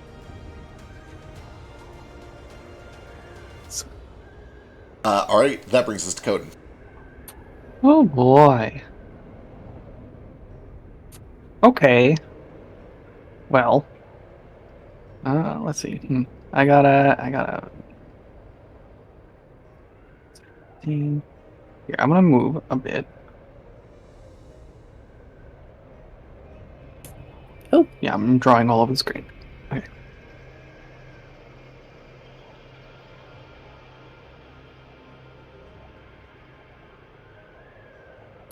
All right, and now I'm ready for all my assumptions about the spell to not be true. I'm gonna, I'm gonna do a. Ooh, damn it! Where did it go? What? There's a bunch of cool things I want to do. I believe in you. That's so funny. All right, I'm gonna do Weapon Storm. I'm gonna do a 30-foot cone. This is all creatures within. I'm just gonna cast it. Weapon Storm. You weapon hurl the magic multiplies. Which cone? Which cone? To either a 30-foot cone, or you can do a 10-foot radius burst. So you can either do like a cone or a grenade. It deals 4 dice of the damage of your weapon to all creatures in that area on a basic reflex save. All right. So do you want to do like a grenade burst or a cone? Come think of it. Hit me, I can take it. Every time that happens, I end up not being able to take it. I think probably the grenade burst is the best choice here because I hit the 3 of them around me. If I do a cone, I will destroy Bobble. Excellent. A little bit. Notably, the grenade can be. It doesn't have to be. Oh wait, it is on you. Okay, so it's either right. It's either an emanation around. Emanation's all around you, yeah. With that said, a 10-foot emanation from you is pretty good right now. Oh man, it looks awkward wherever I place it. It looks like it would hit all 3 of those ghosts and none of your friends, actually. Nice. Okay, excellent. Good. All right, all of them are going to make some reflex saves. What's your weapon? A ghost touch? This is the part where I realize that the spell's useless. It will hurt them, for sure, especially because it's magical. It'll resist it a little bit. All right, let's see what we got. Go. They're also frightened, which helps. 16. Mm-hmm. That's a crit fail. It's a double.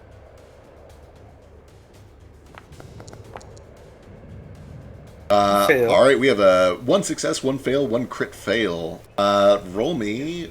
What weapon are you using? What is it? Goodness, that would be my hands. Actually, I think my hands still real cool? Are they real good?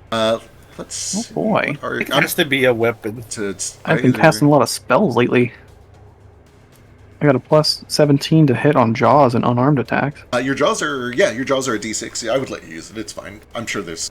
I would get yelled out on the internet, but I don't give a shit. A D6 isn't overpowered. Basically, Coden turns into the Tasmanian devil thing, but it's all just claws, teeth. It's like, it's watching like, what's that one show, The Revenant, or whatever show the guy gets mauled by a bear like 5 times. Yeah, it's like that. It's a good time. Yeah. All right, roll give me 4d6. Yeah. Do you add the spellcasting mod? It doesn't look like you do. It looks like it's just 4 of the damage dice.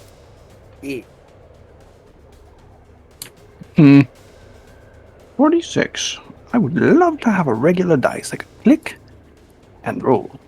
But here I go typing again around my monitor. They're probably, I know over in the Thursday game there's like a little bar he has at the bottom to just click dice. I'll see if I can find that and add You can add that, yeah. Yeah. In the meantime. Those are super nice. Yeah.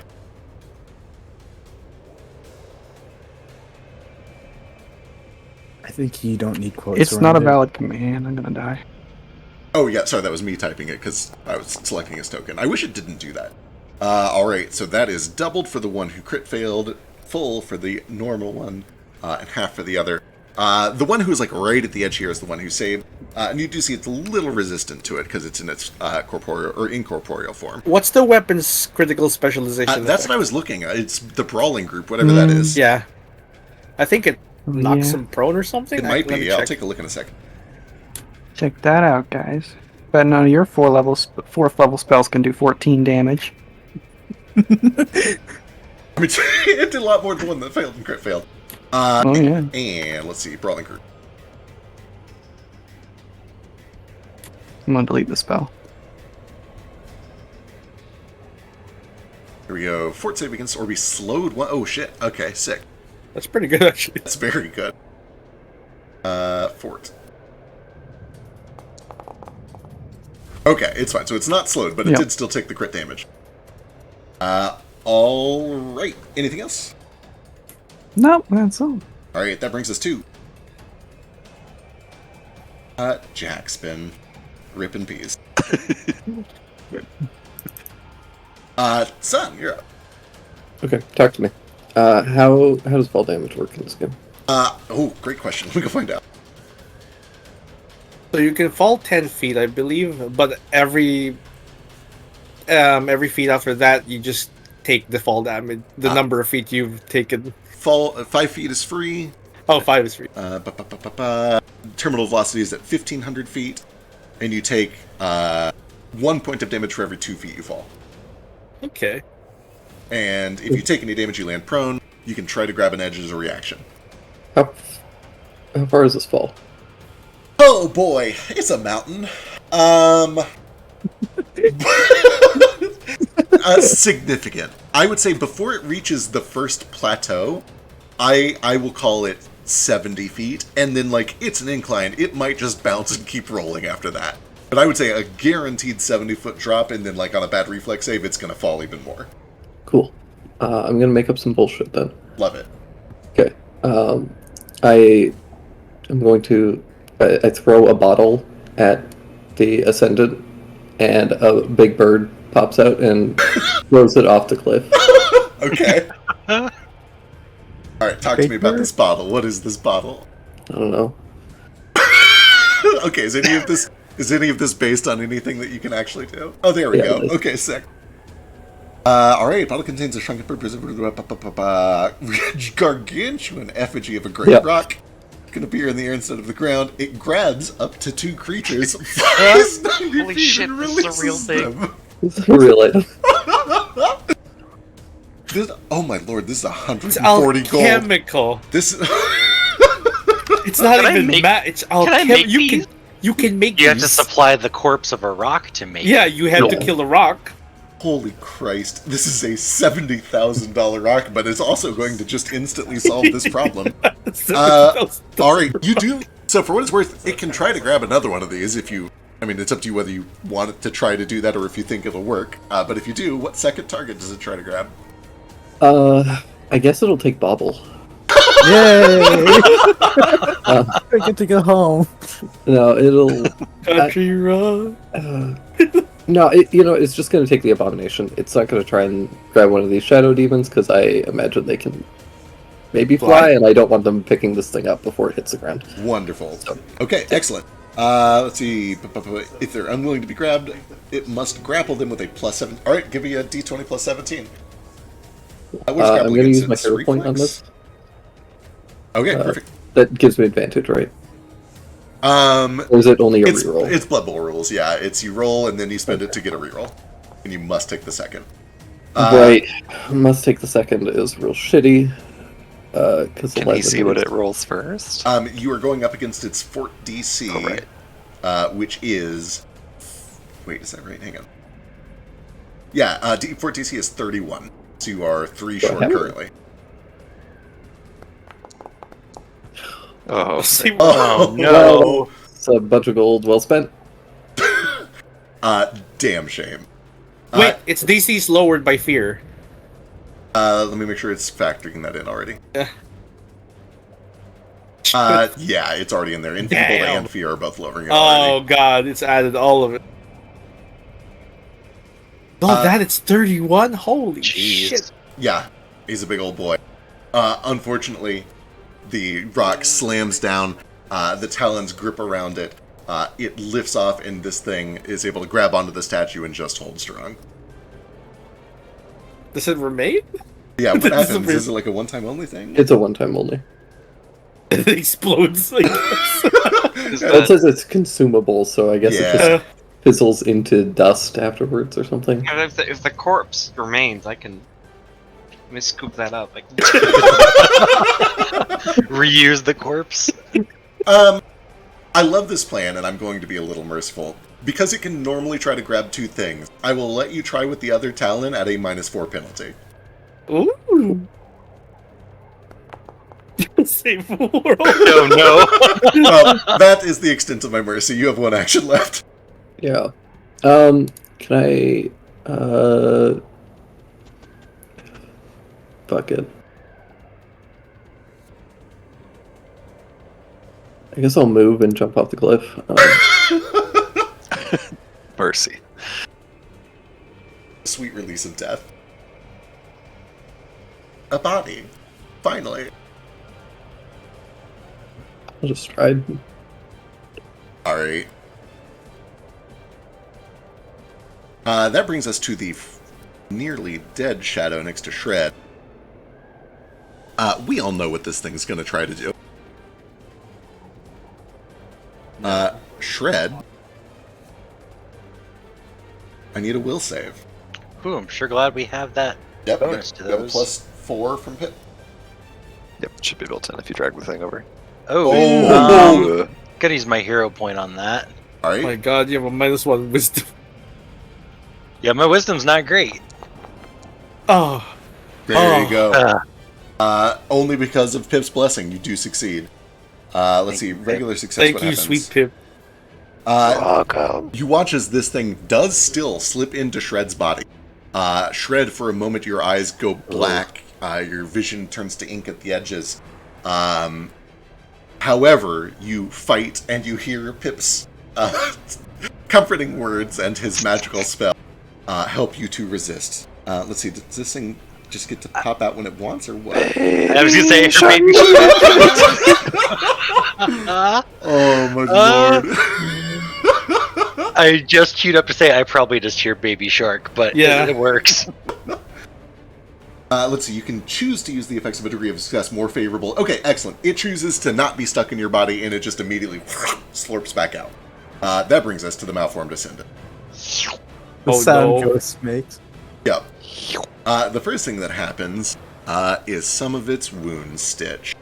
Oh no. Wish they would. But then it takes poison damage. Does poison damage And stop fire it from doing that? It'll hurt it at the end of its turn. 5 per remaining servant for a total of 30. I don't really appreciate that. Ouch. That's gross. Deal with it. All right. Excellent. It is going to look to Bobble and to Sun and past to Cress, lowers its head down, lets out a roar, and just begins an unstoppable charge as it plows through all of you. Uh-oh. Along the way, it will do a claw on Bobble. Yay. Okay. God damn it. Thank fuck. A claw on Sun. 36 to hit. When it's in range of Sun, could I use my reaction to think about not hitting Sun? Okay. Absolutely. That will actually refresh its enfeebled, and it means that damage is lowered to 8 points. Cool. And then finally, when it reaches the end of its movement, it is going to stamp down and try to bite Crest. Plus -10 now? Yep. Cool. Oh, big old miss. Oh, bless. That is all 3 actions, and we're onto a Shadow Demon. It takes some fire. Can I make my reaction to attack it? Yeah, it was a move action within your space. Yes, absolutely. Cool.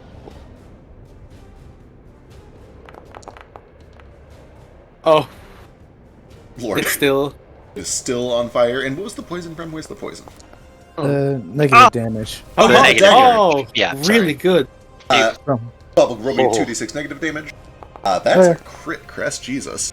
46, Crest. Lord. You're doing well.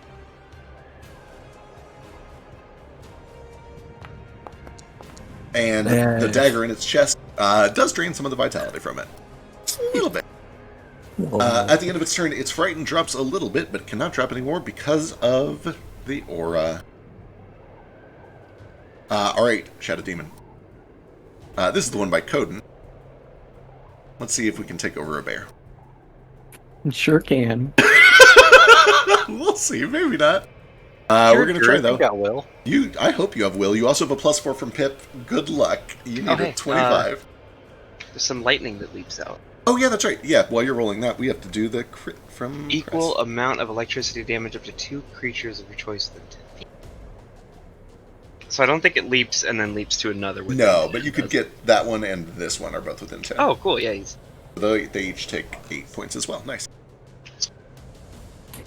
All right, so just a plain old will save. Will save +3 or +4. Should be built in if you dragged that thing over, but if not, yeah, and if not, we'll add it afterwards. It's fine. You are 1 short. You can use a hero point if you want. Did that build in the 4 already? Oh, so the 25 is the DC. Yeah, 25 is the DC. Gotcha. Wait. Damn it. Okay. Hero point. Worth it to not get taken over. Does seem like it.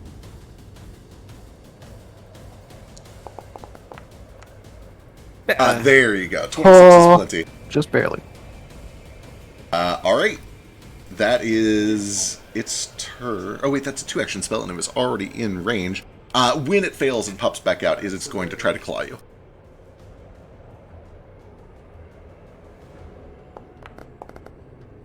Critically missing. Chris is up. Ooh. Okay. Need to look at how my thing works with.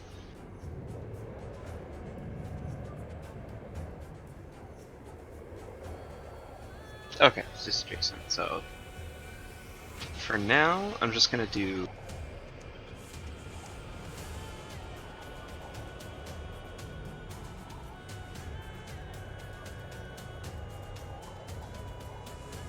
A couple of swings on this guy because he's right up in my face.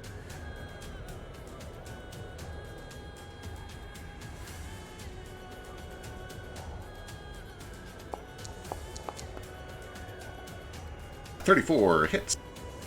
Not a crit though. For 24 points of damage. Just hacking away at what appears to be long dead frozen flesh. 29 hits again.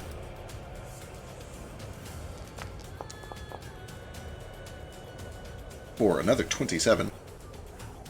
And then I'm gonna, because I have Quick Bomber, I can draw and attack with this in the same action. As you perform the manipulate action of drawing your item, he is going to take an attack of opportunity and will try to bite you. Stop that. 2 can play at this game. God damn it. Thank frick. Okay, then yeah, I draw a Ghost Charge. I forget what the range on this is. It's range 20 feet, but I know it has like... Doesn't that have some sort of splash? It does. Splash by default is just a 5-foot radius unless it says something different.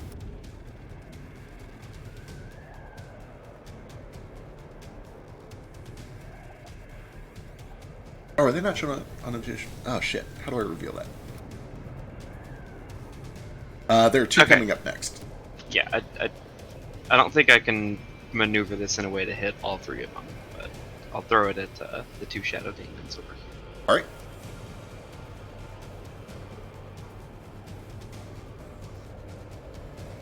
So you have a -10. Yeah. Oh, Good 22 hit, still hits. It's a Ghost Charge. Yeah, that is still a hit.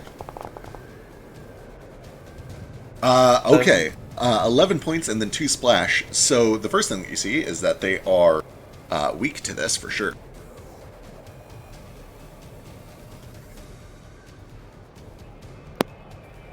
Nice. And the second thing that you see is that as the radiant damage, or is it radiant or is it divine? Positive. It's positive damage. As the positive damage splashes through them, their form begins to partially materialize. They turn into that inky substance that you saw the last night. Ah, this one doesn't have resistance. Hopefully easier to hit then? They certainly don't seem to like being in a corporeal form. It's hard to say exactly what the effects are, but they don't move as fast. They don't seem to be as capable of doing all their things. Was that just the one that got hit by it, or both of them? They both seem to suddenly partially materialize. Gotcha. Plenty more where that came from. All right, that brings us to 2 of the Shadow Demons. In fact, it's the one that you just hit. Who is going to run... No, he runs. He's going to use 1 action to stride, and he begins to cast a spell, and as he does... Oh, that's 3 actions! No! Well, he'll do it right there. Now you know the pain of movement. True. Goes both ways. It does go both ways. All right. It is going to cast a spell.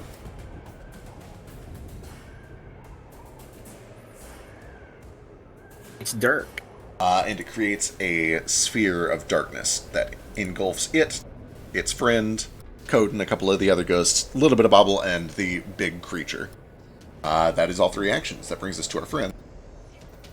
So this area goes pitch black. It is upcast high enough that even with dark vision, you cannot see through it. Sucks. Which does suck. And then, from the area of darkness, you watch as the other one bursts out, suddenly back to its incorporeal form, seemingly drawing shadows from the magical darkness, turns and strikes you, Crest. Oh, and by strikes you, I mean tries to possess you. That's unfortunate. Yeah, sure is. I need a will save. You have a +4.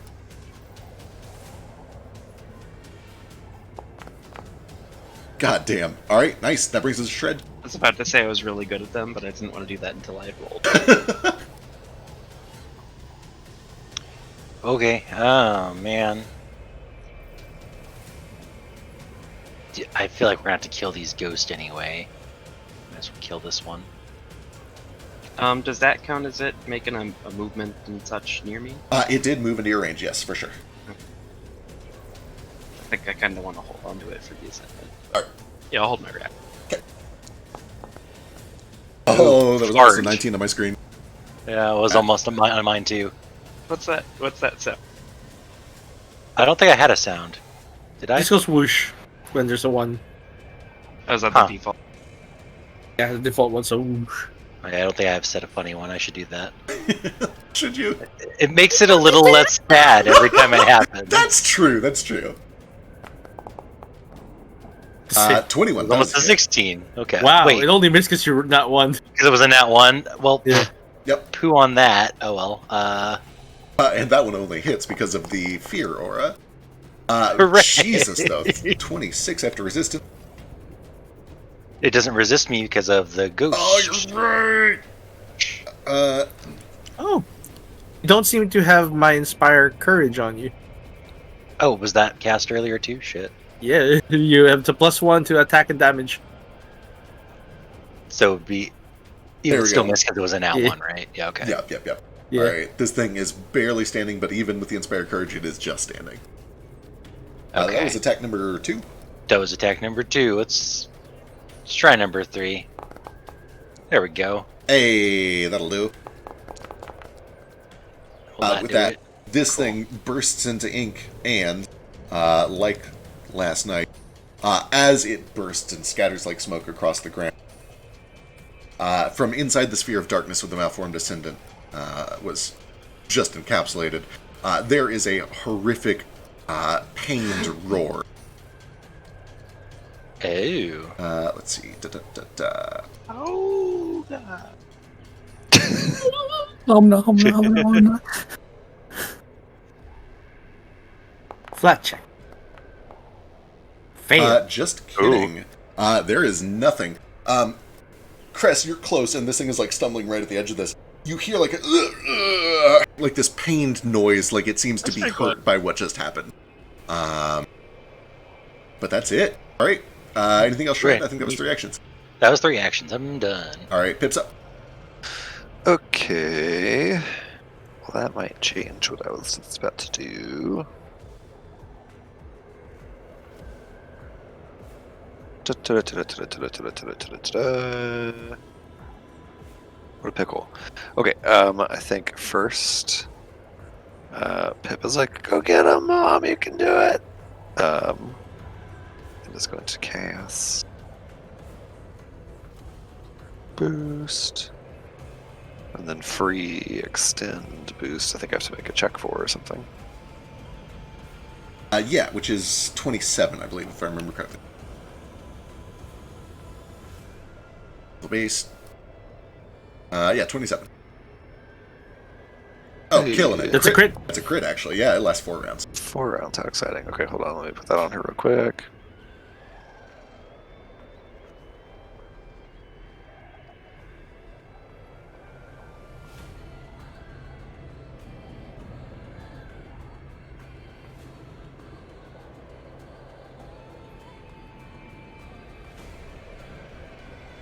And then she'll use her like free action thing.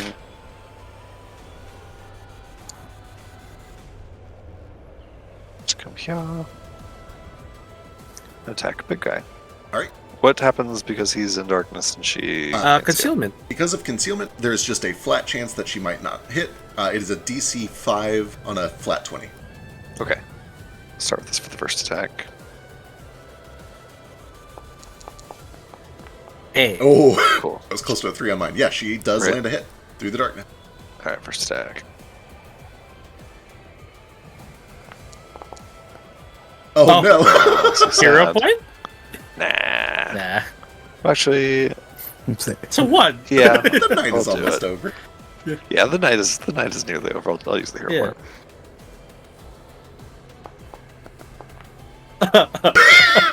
Damn. Push for that. Yeah, there it is.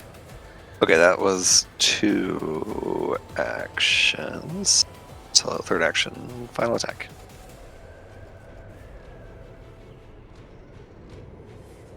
So here's the flat check first. Just made it. Outstanding.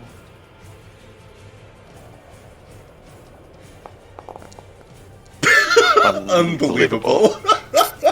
Alright, cool. She's just He's having trouble. stabbing wildly into the darkness. That's my turn. Alright, that brings us to a Shadow Demon. Cold up here. Sure is. Alright, this one has already tried on Shred. I think it's time for this thing to just start killing. It will turn to Shred and try to claw. It can try. First thing to try to hit me today. 27 misses, Jesus. It sure does. When that fails, I believe it is going to cast a spell. Let's see here. I think you're removing my token Ruby from the initiative. Because I can see myself on it. Oh shit, yeah, what was your roll? You're right. 22? Excellent, we'll get back to you. Oh, you caught it just in time. You will go next. Oh, perfect. Alright, when it fails to hit you, Shred, it is going to look to you and it lets out this horrifying shriek. I need a will saving throw. I know, I don't have the boost anymore. No more boost. Yeah, it's gone. It was only 1 round. You have Inspire Courage, just gives you +1 to that. You got it. Alright. Ooh, cool. That brings us to Mal. Right. First thing first, he's going to... I'm just going to cast... Because these expire in my turn, so everyone's buffs expire. But technically, this one's still going. And it'll for 2 more rounds. Alright. I'm going to redo the Delegate Cowardice as well. To keep enemies feared. Excellent. So everyone's inspired with courage again. Yeah, if you lost your Inspired Courage, feel free to drag it back on. And then I'm going to, with my 2 actions, cast Enlarge Companion. Oh, Lord. Okay.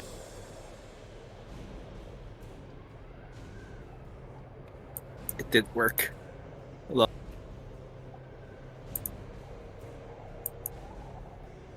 Let's see if I can... Can I not? Oh, I'll just drag this one, the 4th level. Here we go. It's because that's the spell name and not the effect name. Yeah, hold on. There we go. I got it. There we go. Why is Pip is mounted That's on? me. Oh, that might be No, where I the was problems just are messing coming from. around. Oh, okay. All right, sick. Chair Bear gets enormous. Yeah, and I didn't give him a command, so Chair Bear moves with me somewhere where he can bap something. Probably Excellent. here. So Chair Bear is currently huge. And everyone is still frightened. And everyone else has Inspire Courage. That's the end of my turn. All right, excellent. That brings us to Bobble. Yeah. Sorry.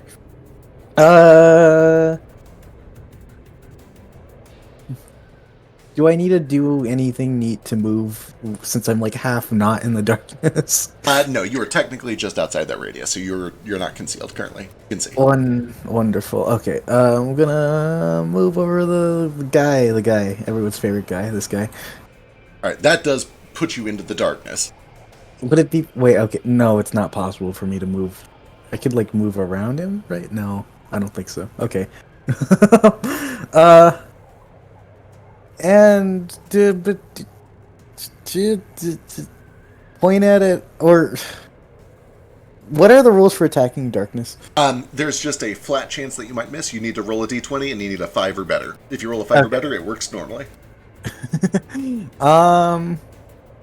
It's the end of the night. I'm just gonna split open half my head and do this. Love it. All right. Is it gonna cast? Please. There it goes. All right. First things first. Give me that flat d20. You need a 5 or better. Yeah.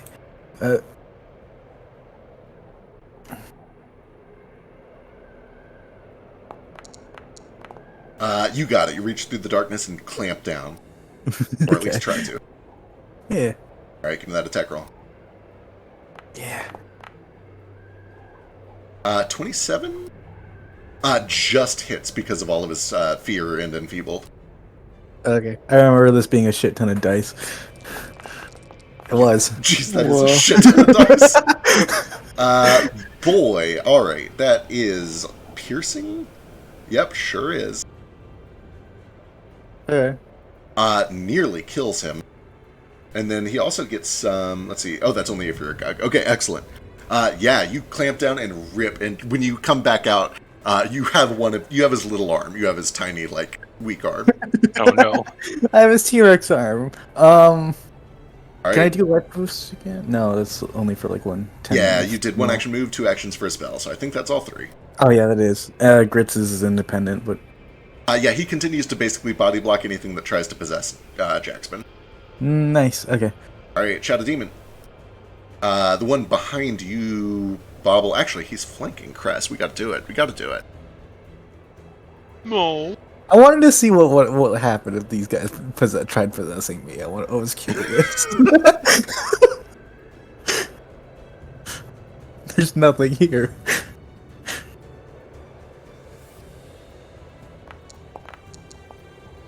I can't believe that's not a crit. 30 hits on Crest for 11 points of cold and divine damage. And with its final 2 actions, it is also going to try to scare you, Crest. I need a will saving throw against fear. Spooky.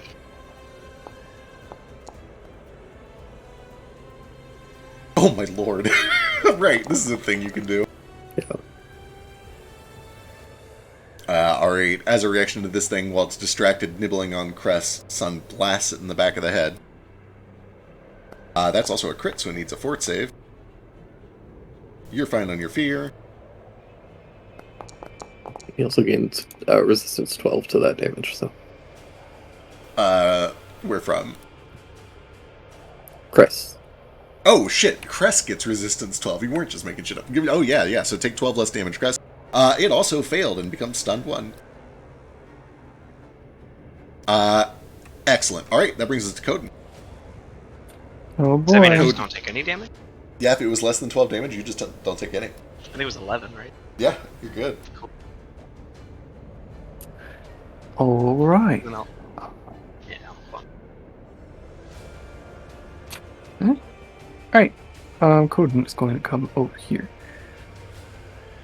He's going to step out of the darkness. And is it just like a big wall? So it is a big orb of darkness. Oh wait, that's okay. Yeah. I thought Well, you still hear things just fine, right? You know there's people nearby. Nothing has like taken the time to like hide, so you still know. I mean, this just a second ago, the wall of darkness went up, so you kind of still know where everything is. It's also noteworthy that the penalty for attacking things you can't see doesn't apply to AoEs. AoEs just hit. Yeah. Well, if I move 5 feet, they're all going to step on me, crawl down my throat, and then use my arms as little wacky, wavy, inflatable toys. So I hate that. If they have attacks of opportunity. Okay. Oh, what the fuck is... Okay, Stormburst. Stormburst. Summon a localized storm creating a fearsome surge of lightning and wind. It does 66 electricity. Everything gets a reflex save. Alright, let's go. Let's start with the demons. 60 foot. Area 15-foot burst. Failure. Where's it centered? Oh yeah, do you do it centered on yourself, or do you try to like drop it somewhere else? Oh, I guess we can drop it. So he's trying to place it a little away from the noise. Hit yourself, it'll be fine. I mean, you can if you want. You sure do. Alright, excellent. Then you do also need to make that reflex save. However, that demon failed.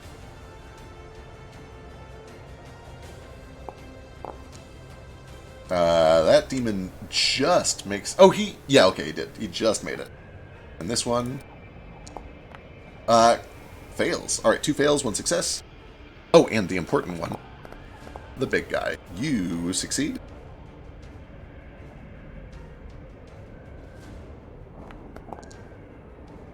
Big guy succeeds for half. That might still do it. Roll me that damage. Oh boy. 22. 22. Alright. Coden, the darkness engulfs you. You hear the ghost kind of swirling around you. You hear this big thing howling in pain. And you release this storm burst. There's a crackling of wind and lightning that bursts out. Some of these things take a little damage.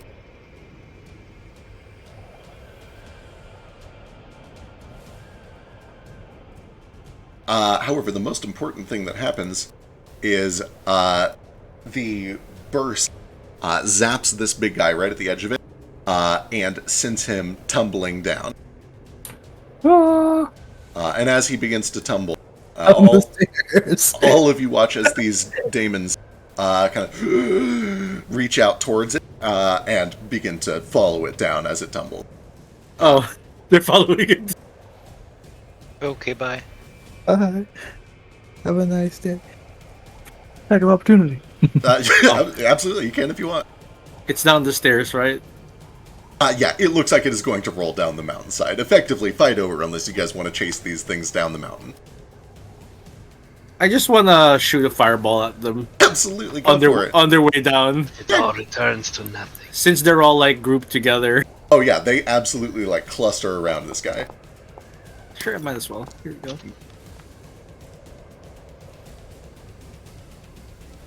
Oh well, I mean, I'm biting ghosts, it doesn't do anything. Yeah, you catch like a little nibble, but it does seem to resist most of it. Oh my lord, okay. Just hitting them here. Just toast Crest a little bit. Little toast. He's crispy. Crispy. Crispy. Ooh, it's a good one. Lord, these are some bad saves. One of them succeeded, 2 crits and 2 fails. Give me some damage. 22 plus 1.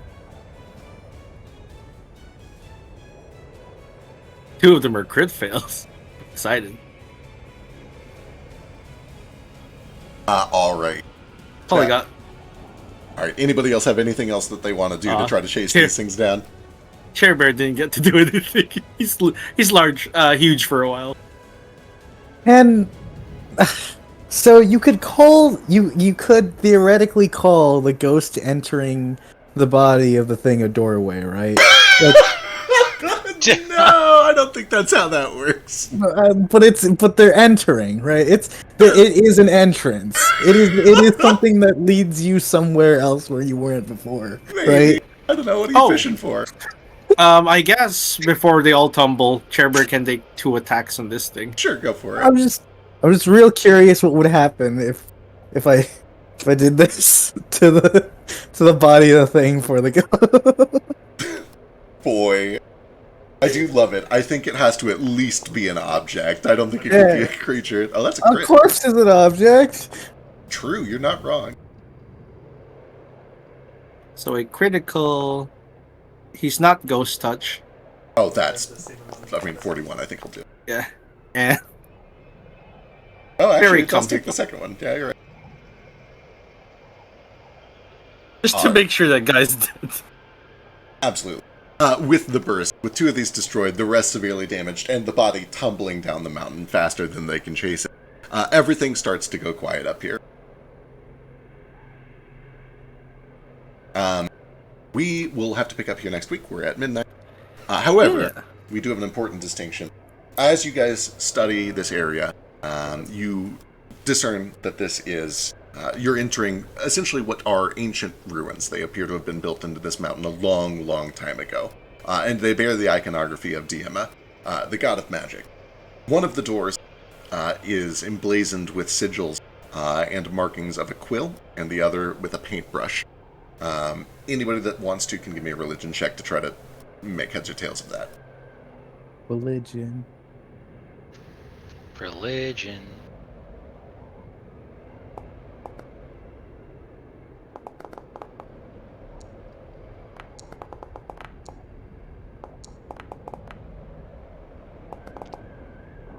Now I get my good rolls. Hell yeah, these are a bunch of incredible rolls, actually. Alright, everybody except for Bobble and Coden understands that these are very common religious iconography for Diema. One, the quill is meant to represent the understanding of magic, the logic behind magic, the math, the physics, essentially the science behind magic. It is the science that makes arcane and some occult rituals work.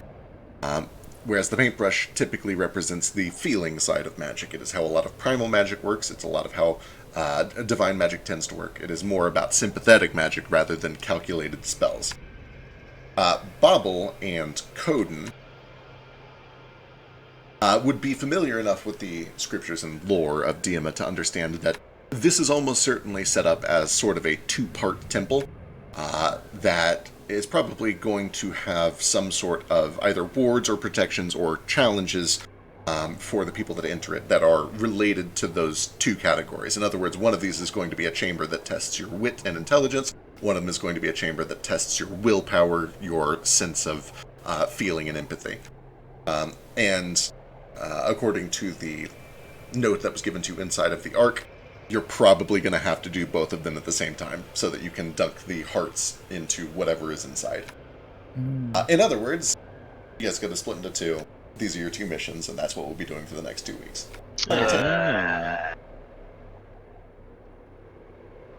Too fun. I take out Jack Spin's like writ and his contract, and I sign it with my name and signature. Do you want me to say a few words? You want me to help decompose him so that like ghosts don't like come back for him? Just one moment, I need to accept his leave. Christ. Has he put in the work for it? You don't have to. Yes, he's been loyal. I've had him since I was a child.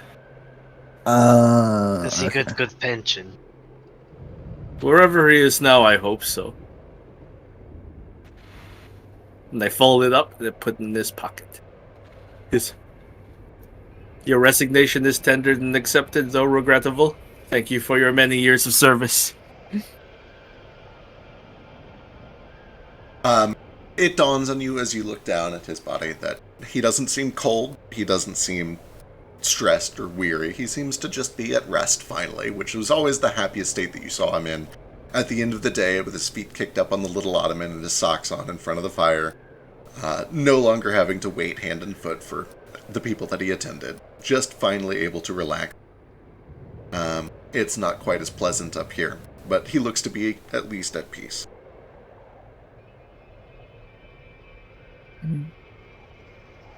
What are our smartness scores? Why do I feel like I have Bad. disproportionately large smart? You're probably very smart compared to a lot of other people here. You got that years of experience. Years of wizened experience in alternative medicine. I don't know what you're talking about. I'm really smart. The smartest people I know. I was originally going to be smart, but then there was another smart guy who was going to fill the same role, so I got scared and swapped to a different one. I got scared. I did. Where are our base stats? I don't remember. I'm actually a lot smarter than I act. You've acted pretty smart so far. I don't know. Maybe I've not witnessed you doing stupid. I've done some pretty stupid shit that's gotten me nearly killed many times. I'm very glad you weren't there to witness it. The thing is, I have 18 int, but I did also very immediately give a dragon all the right reasons to kill us. And it is worth mentioning, That's a wisdom thing. I can promise you guys right now, we're not going to show up to D&D next week and do a math test. This is more of a symbolic divide than a, hey, who wants to show up and do grammar tests next week. And similarly, doesn't necessarily need to be like the smart people that go to the left door. Yeah. You guys can divide yourselves however you want. It's more of, that's going to be the flavor of the chamber, whereas the other one might be more feeling and sympathy related. Yeah, I'm gonna take I should definitely go there then. I can take 20 minutes to refocus before and get my focus points back. Absolutely. You guys have time to do a quick refocus, do a little downtime healing if you need to. Did anybody need healing? I don't think anyone got hit. You guys did great. They basically just tried to possess you a bunch, and that fucking spell shut that down real hard. Yeah, that was really good. There were at least 2 people that would have been possessed if not for that spell. I had another counter. Gotcha. Excellent. Thank goodness. Not about it. Were they deliberately avoiding Bubble? I can just tell ghosts that I don't believe in them and intimidate I don't believe in you. Wild. I ain't afraid of no ghosts. Yeah, basically. Ghosts? Basically, that's what that ability does. Let me find it. Yeah, I'm gonna get ready for work. Thanks for hanging out. Right, later. Yep, I'm gonna call it a night too. Bye. For sure. We'll sort out parties and figure it out over the week. Yay. Flu. Not you. Rip Jackspin. Rest in peace, Jackspin. He lasted until basically the very... He sure did.